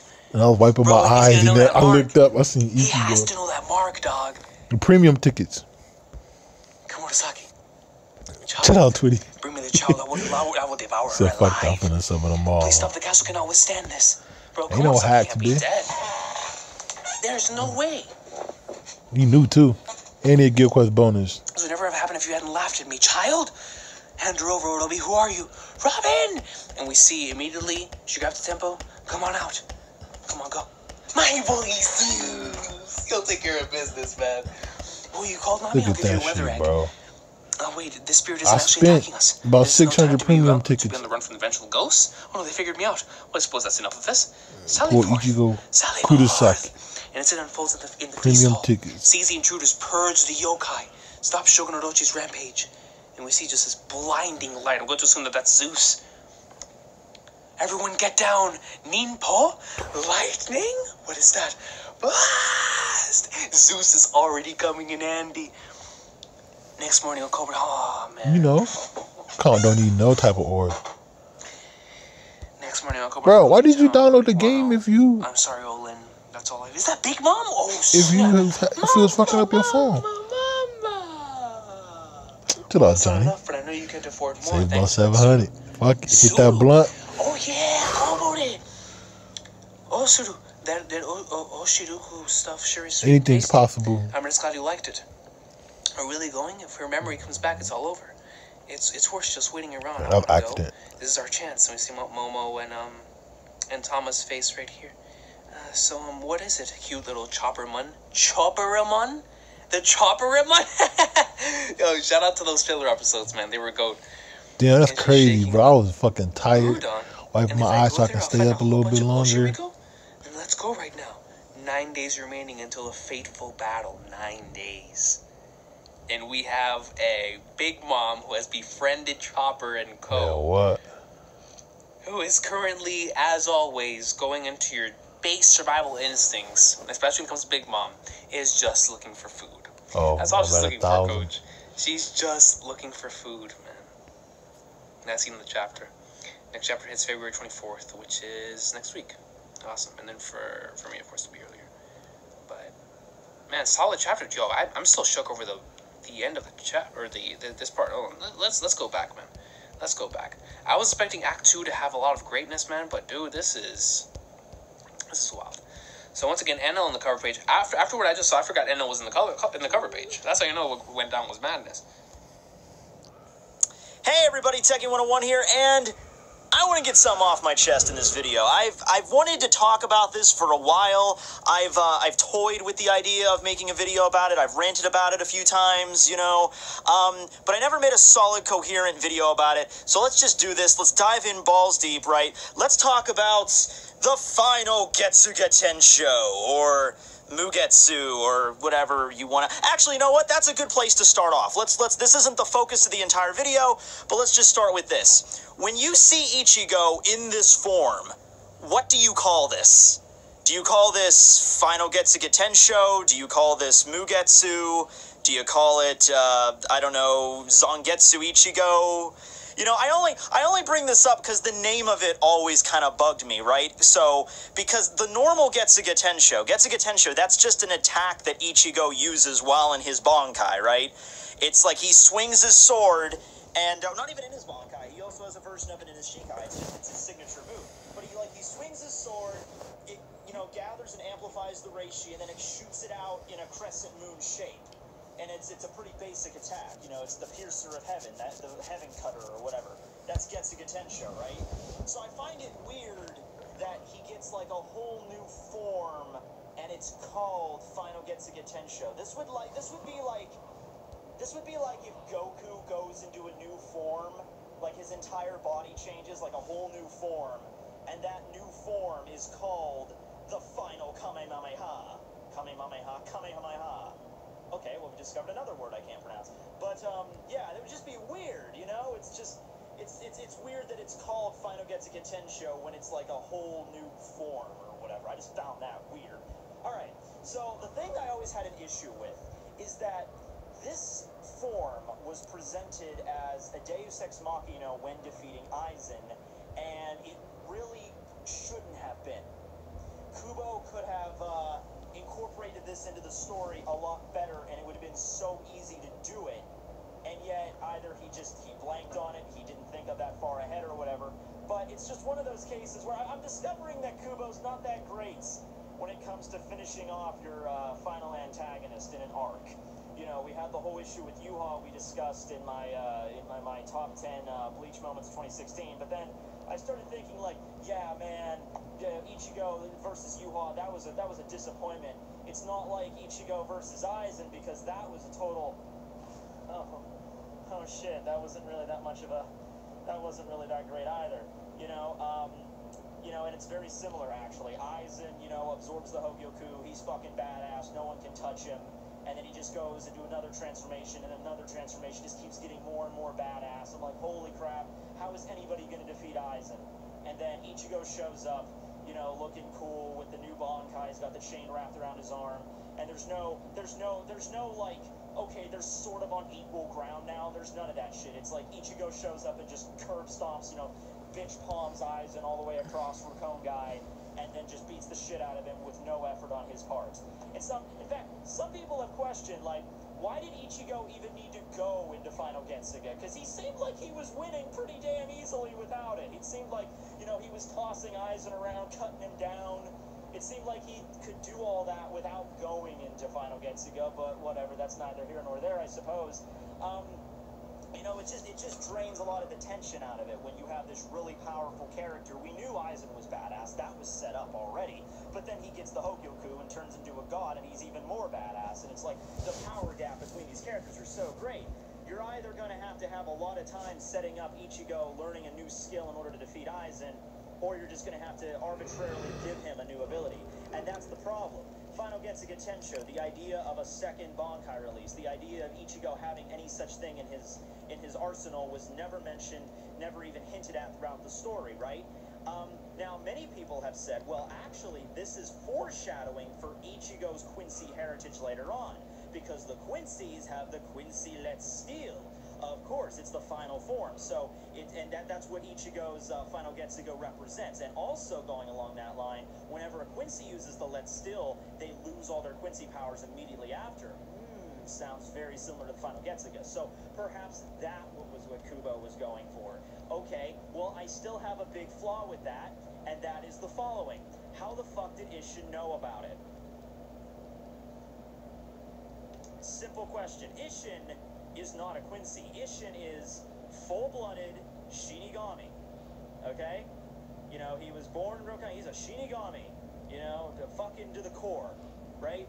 And yet, he was the one that dropped this bomb on Ichigo all of a sudden. By the way, Ichigo, there's this thing called the Final Getsuga Tensho, and you need to get Zangetsu to teach it to you. And that's how Ichigo finds out about it. That's how we found out about it. Like, Isshin was the one that knew it. And he goes on to explain very vaguely that, the Final Getsuga Tensho, our Zanpakuto toes don't want us to learn these kind of techniques, and you'll soon find out why. My Engetsu was the same thing. So we can assume, like, whoa, okay, so Isshin had it too. Or at least he had the potential for it. He knew about the existence of the Final Getsuga Tensho, tried to get Engetsu to teach it to him. I guess Engetsu did not teach it to him, but he still knew about it. And then he's passing that on to Ichigo. Now, this would make sense because Ichigo is Isshin's son. Isshin has the original Getsuga Tensho, and that technique was kind of passed down to Ichigo. So it makes sense from like a father to son why he would have it, but you can't have it both ways. You can't say, oh, it's foreshadowing his Quincy abilities. Oh, but also his pure-blooded Shinigami father also had it as well. No, you can't have it both ways. And I'm going to be since the whole Isshin thing has more substantial evidence behind it, I'm going to go along with that line, But even then, that still opens up a bunch of other plot holes. Like, whoa, okay, so do all Zanpakutos have that? Do all Zanpakutos have a second level of release beyond the initial Bankai release? How did Isshin find out about it? If Engetsu doesn't want Isshin to learn about it, then how did Isshin even know about its existence? Unless Isshin used the Final Getsuga at some point, but when that would have fucking been, that is anybody's guess, because he did lose his powers at one point, but that was a completely different thing. That didn't involve Final Getsuga at all. So, you understand, it's like a fucking labyrinth.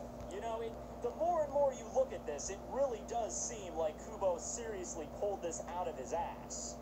Okay, it's just you dive down into the rabbit hole, you get further down, like, okay, Isshin knew it, but how did he know about it? Did he use it? If he didn't use it, then how did he know about it? Can all Zanpakutos, can all Bankais do that, like an extra level release? you know. Go ahead, Right, Daquan. but you know what? All of that at the time, that was not good. All of that at the time, I would have been all right with, because this was not the final Look arc on my like it head, was though. with Yuha. This was still, you know, we had a substantial amount of the story left. This was chapter 422, I believe, around when Deicide ended out. So we had a good, you know, we had well, it had to be longer than that because Deicide went up to like 24, but you know, we had a good, you know, 200 chapters left after this. You know, it wasn't like Bleach was going to end soon. We knew that it wasn't going to end soon. So I was like, all right, we don't know the origin. Chill, Johnny. Yet. We don't know all that shit. We have to worry about that in the future. Hey, nigga didn't feel them Whoppers though, bro. Though, I didn't feel them bitches. I haven't eaten no real food all day. Okay? Hey, junk A food. lot of scenes in the series where Ichigo goes into his inner world to converse with Zangetsu and to encounter his inner hollow, and they do battle, right? And there was foreshadowing for that as well. Remember back during the Soul Society arc when Ichigo went into his inner world with his fight Kenpachi, and you know, he has this. That's when we first meet, you know, Shiro, or you know, Hollow Ichigo, or whatever you want to call him, and they fight each other, and then after Ichigo leaves, you know, Hollow Ichigo is being assimilated back into Zangetsu, and he's just like, take care of that power because it'll be mine someday. Of course, this sets up for, foundations for later on in the Rancor arc when Ichigo fights against his Hollow form, and that sets up foreshadowing for much later in the story when it's revealed that his Hollow is actually his Shinigami power, you know, melded together with Hollow power. You know, so and Zangetsu, the old man Zangetsu, that's just a Quincy power. So that sets up foreshadowing for that. So I said, all right, why can't you set up foreshadowing for the final Getsuga? It would have been really simple to do something like that. You could have had an offhand comment from Zangetsu.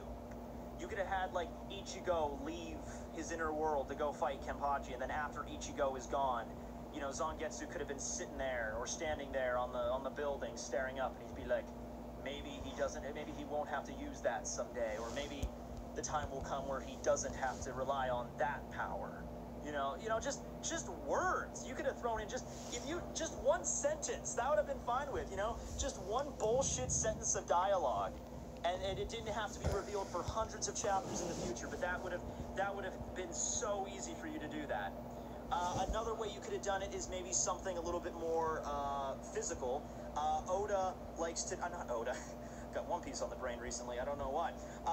Kubo likes to do, you know, stuff symbolically, like how rain works. You know, rain in the Bleach series is really fucking symbolic. You know, whenever Ichigo's having a hard day and going shit, you know, it starts raining, either in his inner world when he found out about the origins of Zangetsu, how he's not really Zangetsu. You know, it started to rain and everything started to become submerged in water. His inner world itself is symbolism. So perhaps you could have done something like, I don't know, Ichigo goes into his inner world and there's like, I don't know, a black door or an object or something in this world that's always prevalent. Like, let's just use the door, for instance. Like, there's a door in his inner world that's like locked up with chains and shit. Sounds like the kind, and maybe it has like Japanese seals on it. Seems like the kind of thing that Kubo would like to draw. And it's like Ichigo's like, what's the deal with that door, Zangetsu? And Zangetsu's like, no, don't worry about that. You don't need to worry about that right now. You know, like something like that, you know, setting it up for later. Like, Ichigo has this latent power within him that is really badass, and Yuha, I mean, you know, well, I guess it would be Yuha, Zangetsu, doesn't want to tell him. You know, I mean, I think that would be a really simple way to do it, but instead, yeah, we get this pulled out of our ass. We get this, like, Ichigo, you have this amazing power that was never mentioned before, but you gotta go learn it. And Ichigo's like, okay. So he goes in his inner world, and then he learns it, and then he comes out, and then he's badass, and he takes out Aizen, and then he loses his power. Right? Right? Yeah. Also, I want to talk about the actual attack that he uses. Once again, the attack is not called Final Getsuga Tensho. The attack is called Mugetsu, or Mugetsu, because I like to end out U's and I like to sound cool. Mugetsu, it sounds cool, you know? But let's talk about the actual attack, because from the perspective I'm looking at, the attack itself is not really special. It looks cool, but it doesn't look like it's anything like super uber holy shit. That was the power that was locked within him. that he would lose his Shinigami powers if he would dare to venture into these such realms, the power of gods on high. All it does is it's just a really badass augmented sword swing. That's all it is. That's all it is. He like, okay, he raises his hand, and then like a vapor or something, like a stream of just like pure dark energy or Ryatsu, or whatever you want to call it, just like extends out of his hand. He grabs it like a sword, and he's just like Mugetsu, and just shing, and then the darkness from the sky, like it envelops the sky, really badass, and then it just comes down in a straight line and just obliterates anything that's in that straight line. The width of it is like, you know, it doesn't like wipe out the area. It's not like a cut that, you know, is like super freaking wide. It extends for, its distance can extend for maybe miles. But I have a few questions about this technique. Like, okay, can you dodge it? Because it seems like it would be an easy thing to dodge, is all I'm saying, you know? Even if, you know, if you want to say, like, it's like Getsuga Tensho, where the attack comes from Ichigo. You know, like, Ichigo is here, and then he shoots out Getsuga, and it's just shing! Or you want to say, like, the darkness actually, you know, the attack actually comes down from the darkness of the sky. Like, Ichigo's here, and he's like Mugetsu, and it just shing! You know, either way, it seems like the actual damage it does, like the distance, the width of the attack doesn't seem that bad. Because look at Aizen. Aizen took that shit head on. You know, it went right, cut him right in half. But I'm like sitting there like this. I mean, it was cool. I mean, come on. I mean, you can't look at this and say this isn't cool. I mean, Ichigo, black hair, blood red eyes, freaking. You know, like you can't say that's not fucking cool. Of course, this is cool. But, you know, the actual effect of the attack itself, like, oh, it cut him in half. I'm like, all right, I was expecting something a little bit more than that. I think we were all like, Ichigo was dealing out, he was, everything leading up to it was way cooler than the actual final effect, in my opinion. You know, Ichigo showing up looking like, you know, he's got the chain, got the Zangetsu's, like, its guard is, like, different. It's, like, wrapped around his hand, like, the swords become one with him. He's bitch palming eyes, and he's cutting him down. He freaking just slaps, you know, Hado 90. Kuro Hitsuchi just into oblivion. It just shatters like glass, you know, and he tanks that fragger shit that Aizen uses on him. All that stuff was way cooler to me than just all right, I'm just gonna cut you in half now, and just, and like, okay, like I was expecting, like, you know, the darkness coming down and like completely enveloping like a wide area and just like, you know, freaking atomizing everything in that area, but it's not. It's just a straight-on slash that extends for miles. I'm sure you can't block it. I'm sure it's not the thing that you could just block, but can you just be like, oh, shit, okay. Well, that was easy. You know, I wonder if it's just like a homing attack, it just comes down, you know, and it just cuts you in half, you know, whatever. Oh, man, you know, maybe the reason I haven't felt like making a video about this is because, you know, this is a really badass scene in Bleach history. You know, Ichigo cuts down Aizen. It's the end of a story arc that was years and years and years being set up. And it's just like, well, we might have problems with it, but that one moment was still really cool. So I guess just for the coolness factor, we'll go with it. I don't know, man. Of course, I'm not going to go into the tirade of how this ability is never mentioned again or anything like that, because it isn't. It isn't. I don't think it is a single time. I don't think, like, you know, at any time during Fullbring arc or the Final Year Blood War arc do they ever mention that the words Final Getsuga or Mugetsu ever again. I don't think. I think it's mentioned that, oh yeah, Ichigo lost his Shinigami powers, but the way he lost it is never mentioned, and he never, you know, it's never mentioned, talked about, you know, referenced, you know, again, like Ichigo by the time at the end of the series when he's ready to face down Yuha, you know, and he's got the badass dual swords. Is that the same level as when he was here? Dongai Ichigo, that most people call him, is that the same as that? Or is it weaker, stronger? You know, what is it? Where does Dongai Ichigo rank amongst the different versions of Ichigo?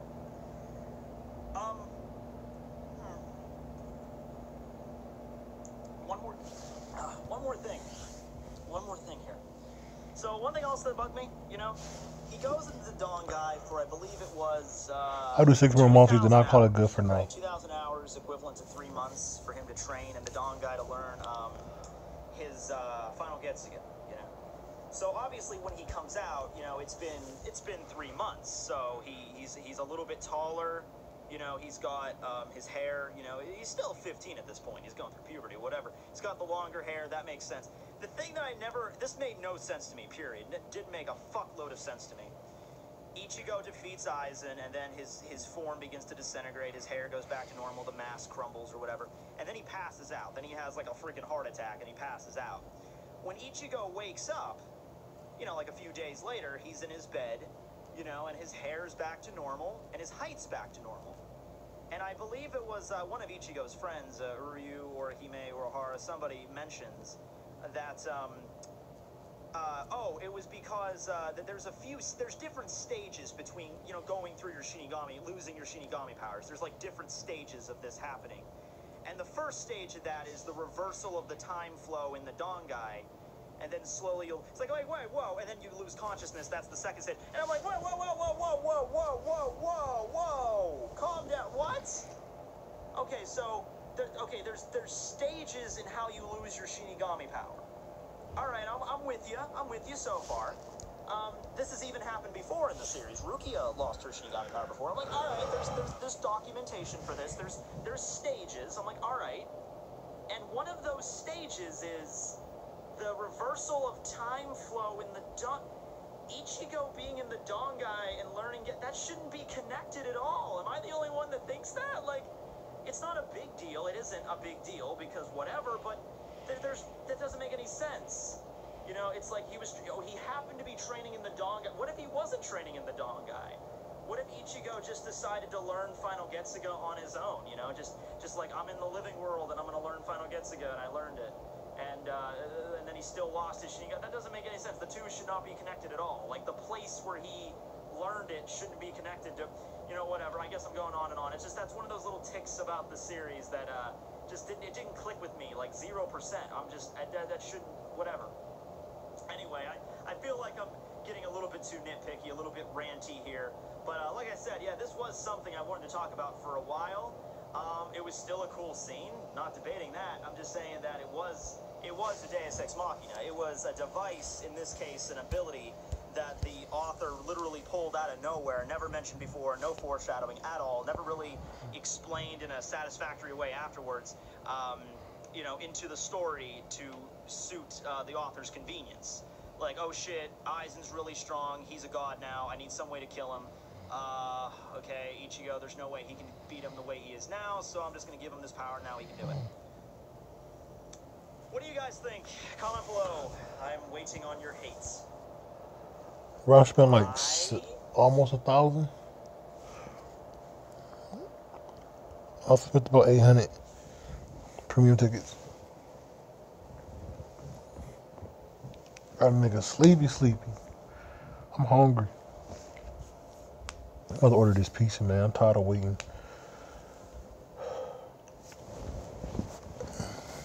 What's up, Kamari?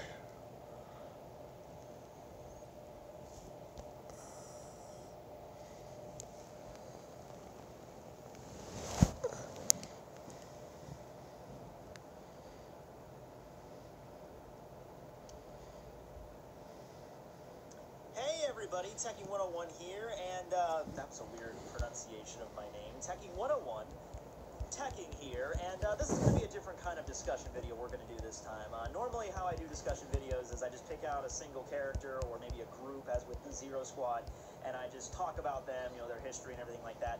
This time it's not going to be focused primarily on a single character. We're talking about two characters, but we're more focusing on the relationship between these two characters and how it sort of plays out through the series. I am, of course, referring to these two sexy motherfuckers right here, Kisuke Uehara and Sosuke Aizen, and their relationship. And no, not that kind of relationship. You know, that's what Google's for. Type in Uehara x Aizen Yaoi and be whisked away to that stuff if you're into it. Maybe I should make that my next fan fiction read-along story time. That would be fun. But no, so I was just thinking about this the other day. I was thinking about the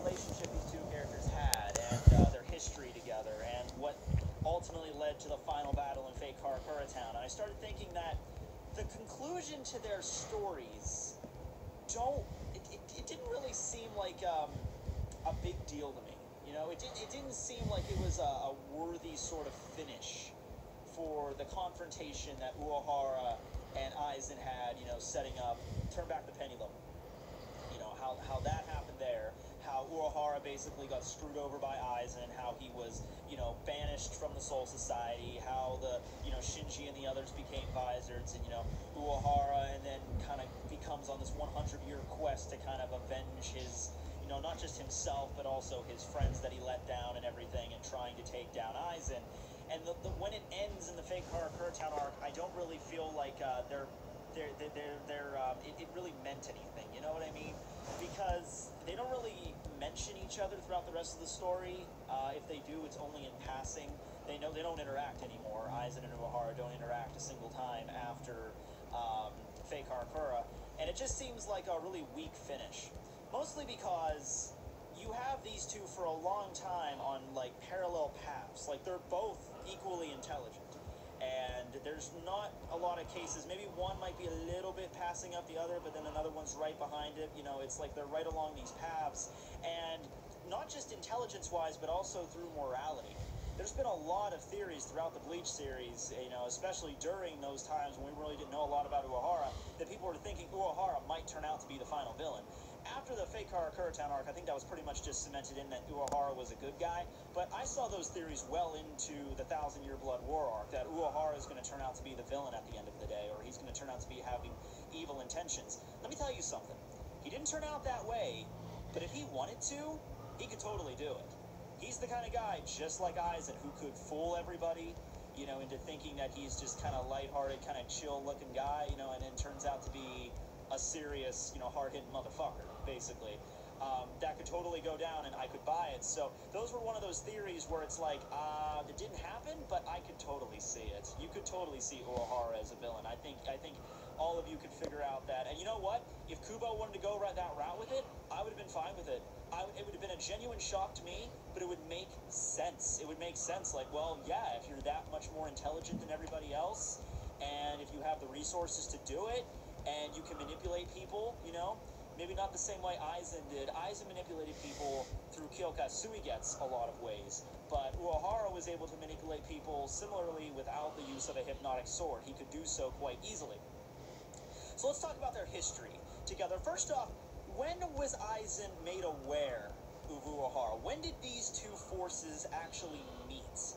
Or when did they become aware of each other's existence? Because Aizen, you know, when Ichigo was thinking about Aizen's past, when after he, you know, defeated Aizen, he was sitting there talking to Uehara, and Ichigo's theory about Aizen was just, he must have had superior intelligence and superior abilities ever since he was a little kid, and he felt alone and isolated because no one around him could really reach his level, and so that crushing loneliness, he must have aspired to become, you know, something more than that. So I feel like Aizen had this plan to kind of like overthrow the Soul Society and do the whole thing with the Oken. I feel like he's had this idea, this plan for hundreds and hundreds and hundreds of years, as long as he's, you know, maybe, you know, became a Soul Reaper, got into his teenage years, around maybe Toshiro's age, if that makes sense. I know age is kind of like, with Shinigami, but you know what I mean. Probably since around that time, maybe Gein's or Toshiro's ages, he, you know, started to come up with these plans and shit in his head.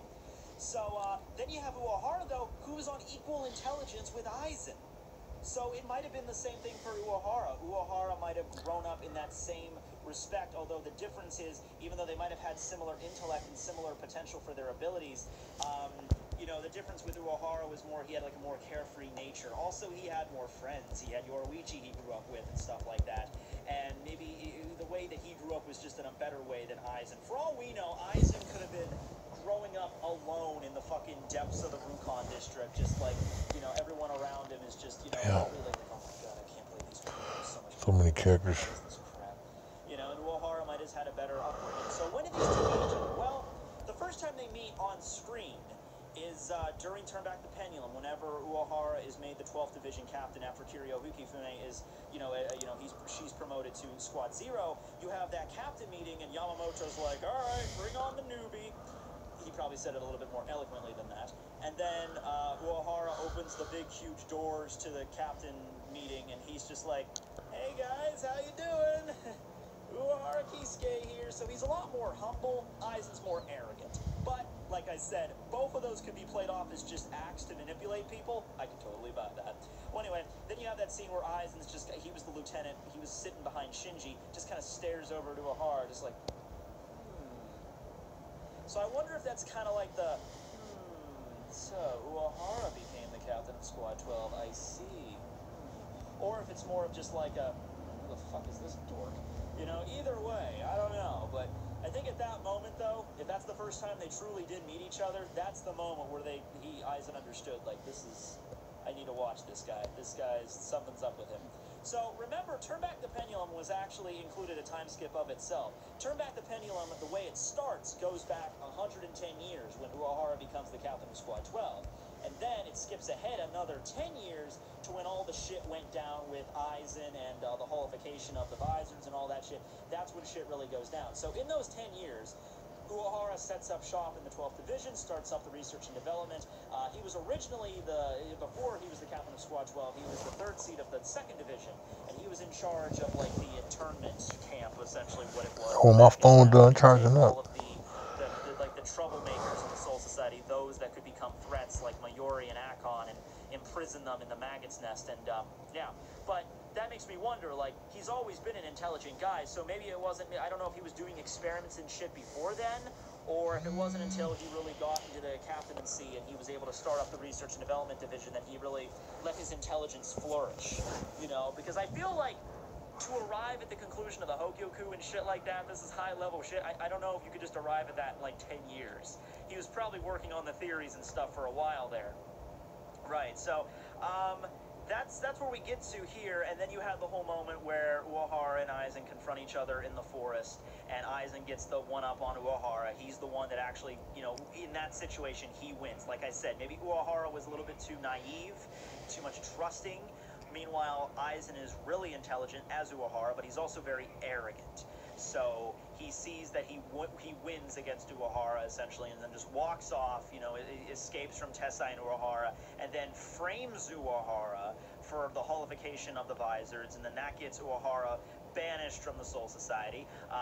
He, of course, manages to escape, but he escapes the world of the living. So after learning that backstory and Turn Back the Pendulum, the fandom, of course, understands more about Aizen and Uehara, but they're also just like, this is what it comes down to. This is what we're building to. Uehara has spent 100 fucking years in exile trying to figure out a way to not only reverse holification and figure all this shit out, but he's also been figuring out a way to get the one-up on Aizen, to finally defeat him. Let me ask you a question. It's a simple question. Why did Uehara plant the Hogyoku in Rukia at the beginning of this series? Simple question.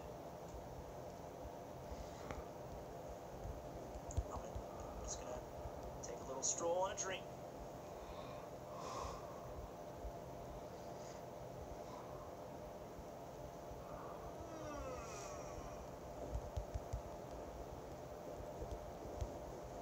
It makes no sense when you think about it.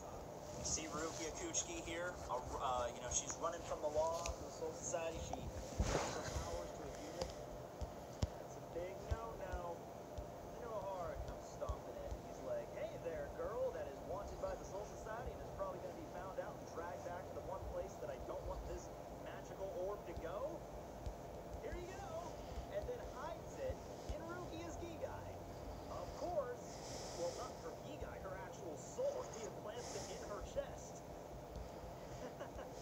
So, she gets found out, she gets taken back to the Soul Society, and that is what sets up pretty much the entire fucking story. It gets, eventually, of course, that's the goal with Aizen. Aizen's looking for the fucking Hogyoku.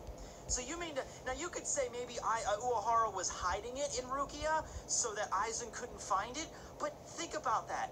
You know, worst case scenario, Aizen comes to the world of the living and has to confront Uehara to get the Hogyoku?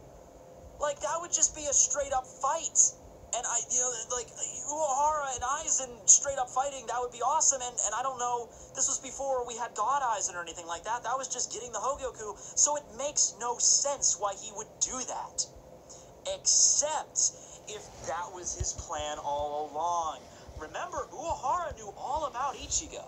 He knew about Ichigo. He was friends with Isshin. So he sees Rukia. He sees Rukia giving powers to Ichigo and shit. And he's thinking, maybe this will be the chance to take him down. I'm going to take that motherfucker down. I'm going to put this Hogyoku, the one thing he wants, I'm going to put that in Rukia. He's going to get his hands on it. And then that's going to open up the way for, Ichigo to get stronger, and then that's going to open up all these potentials. Remember, Uehara is the guy, this seems like impossible, but Uehara is the guy that thinks 1,000 steps ahead here, okay? So, he planned this whole thing out. Fake Karakura, there's going to be a war and shit, this is going to be all leading to the point where I can take this motherfucker down. Because one of the things that Uehara needed to happen is he needed Aizen to expose his true colors. He needed the Soul Society understand that he is the bad guy, not Uehara. He needed that to happen first in order to properly defeat him, in order for him to get his comeuppance. So he's like, if I set the baits and Aizen takes the baits, then all this ruckus in the Soul Society, he's gonna get found out, and he did. And okay, so then you understand Aizen is the villain, not Uehara. I actually question at this point, by the way, that maybe Yamamoto and Uehara might have had some understandings after this point, because remember, Uehara was the one that helped out the Soul Society with those pillars to transfer fake Karakura. So it wasn't shown on screen, but I hope that Yamamoto picked up the phone and called Karakura Town like, hey, Uehara, remember back when, all those hortification experiments happened and we thought that it was you and banned you from the entire Soul Society? Yeah, well, we understand that we fucked up and we could use your help now. Yeah, so that was part of the plan. They had to let Uehara had to get Aizen found out, and then he was. And then maybe he worked on the second part of the plan after that. Maybe he didn't have every single thing planned out from beginning of the story to the end of the fake Karakura arc, but I think that makes a lot of sense for him. So, yeah, and like I said, their intelligence is very similar. Also, you might wonder why I'm not including Mayuri here, why I'm not including Mayuri in this, this trio of intelligence, why it's a duo. Mayuri is very intelligent, but I think he always comes up short for two reasons. Number one, he is way too emotionally unstable, way too much. He gets too excited, he whenever someone hurts him or hurts his abilities as a scientist or damages his pride, he takes it way too fucking far. And I think at the end of the day, that really holds him back. Another thing is his, I don't want to say his experimentation is too taboo, considering what Aizen was doing and Uehara were doing with the Hogyoku, but his experimentation was not too, he was really focused a lot on becoming a god himself in terms of creating life.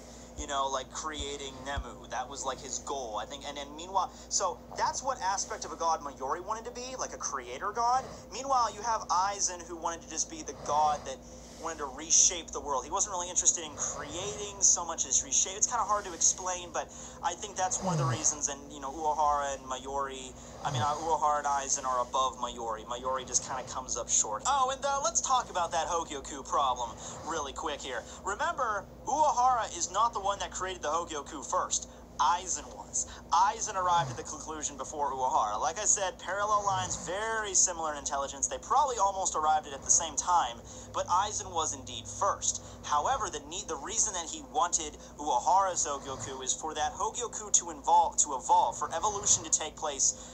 Fear is necessary, to know that there's another entity similar to you out there.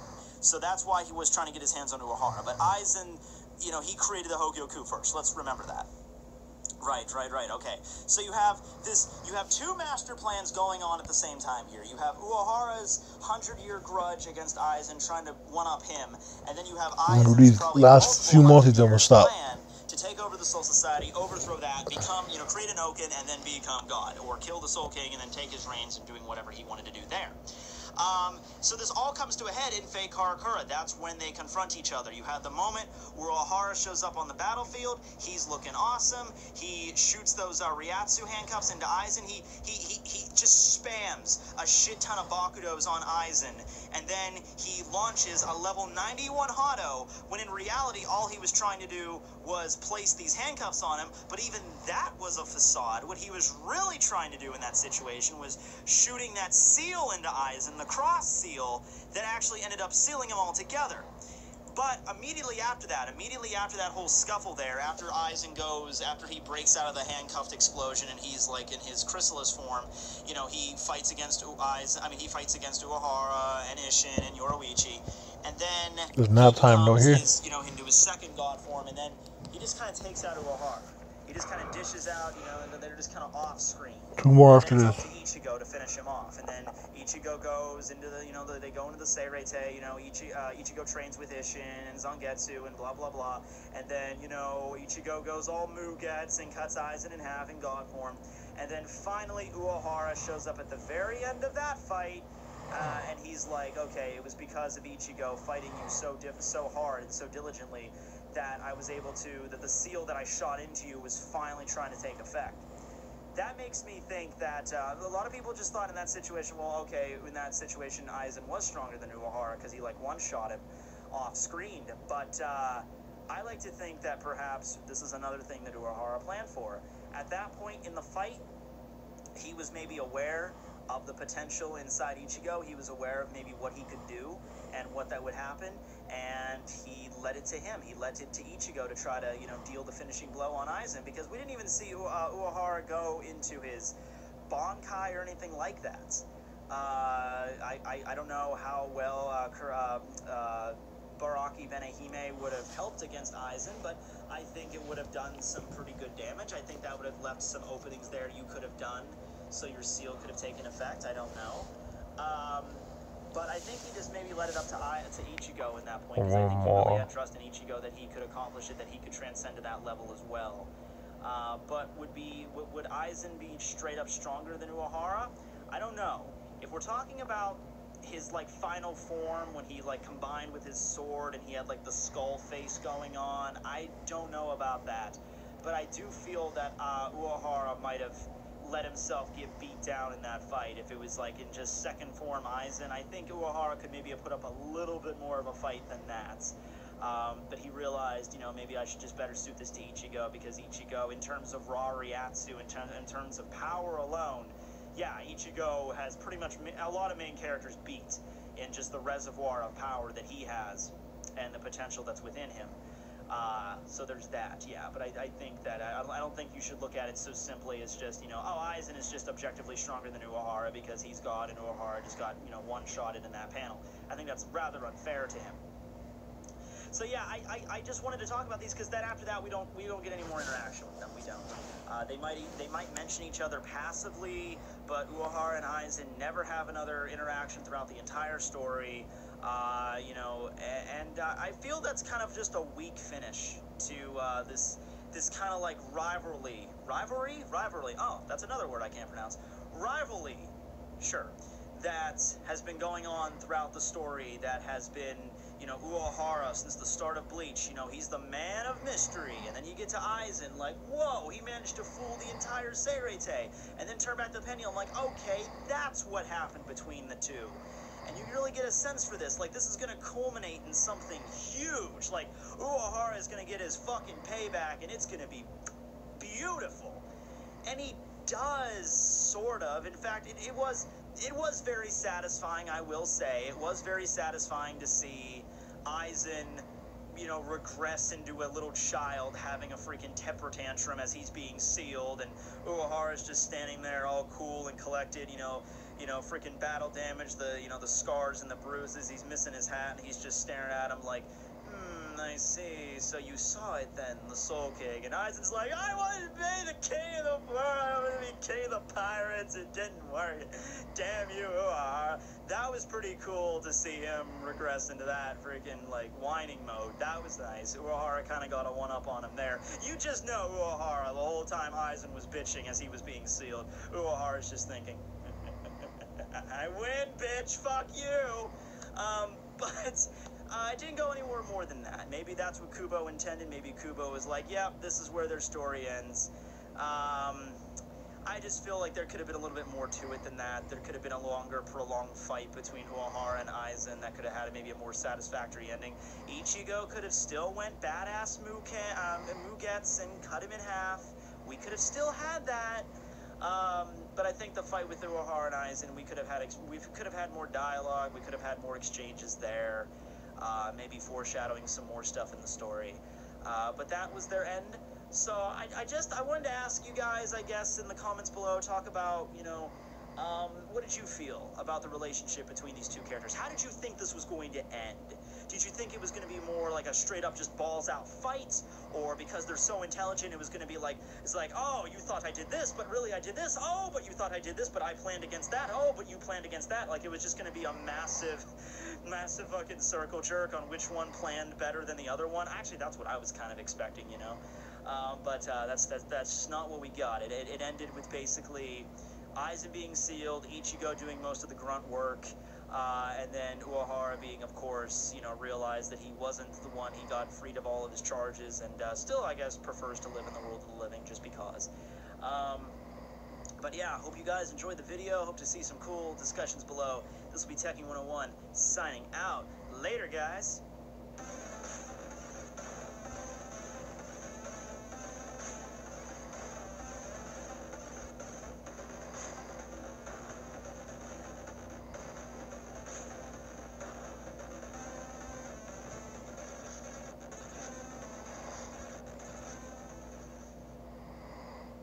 Everybody, Techie 101 here. So I was at an anime convention earlier today. Got some pretty cool stuff. Got some prints. I love buying prints when I go to anime conventions. I can just probably load up on nothing but that because it's always cool to amass some more artwork. One of which was this awesome, like, abstract Bleach art by the lovely Ariel Sakula, whose DeviantArt is below if you want to check out more of her stuff. But the thing that really drove my eye to this particular piece of art when I was, like, looking at it, they had, like, an Alright, y'all. on the table. I was walking by I'm done. and I noticed this, I spent 900 or maybe it was 1,000 and some tickets, and I got Ichigo on this account. It was pretty awesome, and then I'm driving back and I'm thinking, did I ever do a fucking Byakuya video? And I'm like, he's such a cool character. He's really interesting. I can talk about Byakuya for 20 minutes. Like, did I ever do a fucking video about that guy? And I'm like, he's one of the main cast.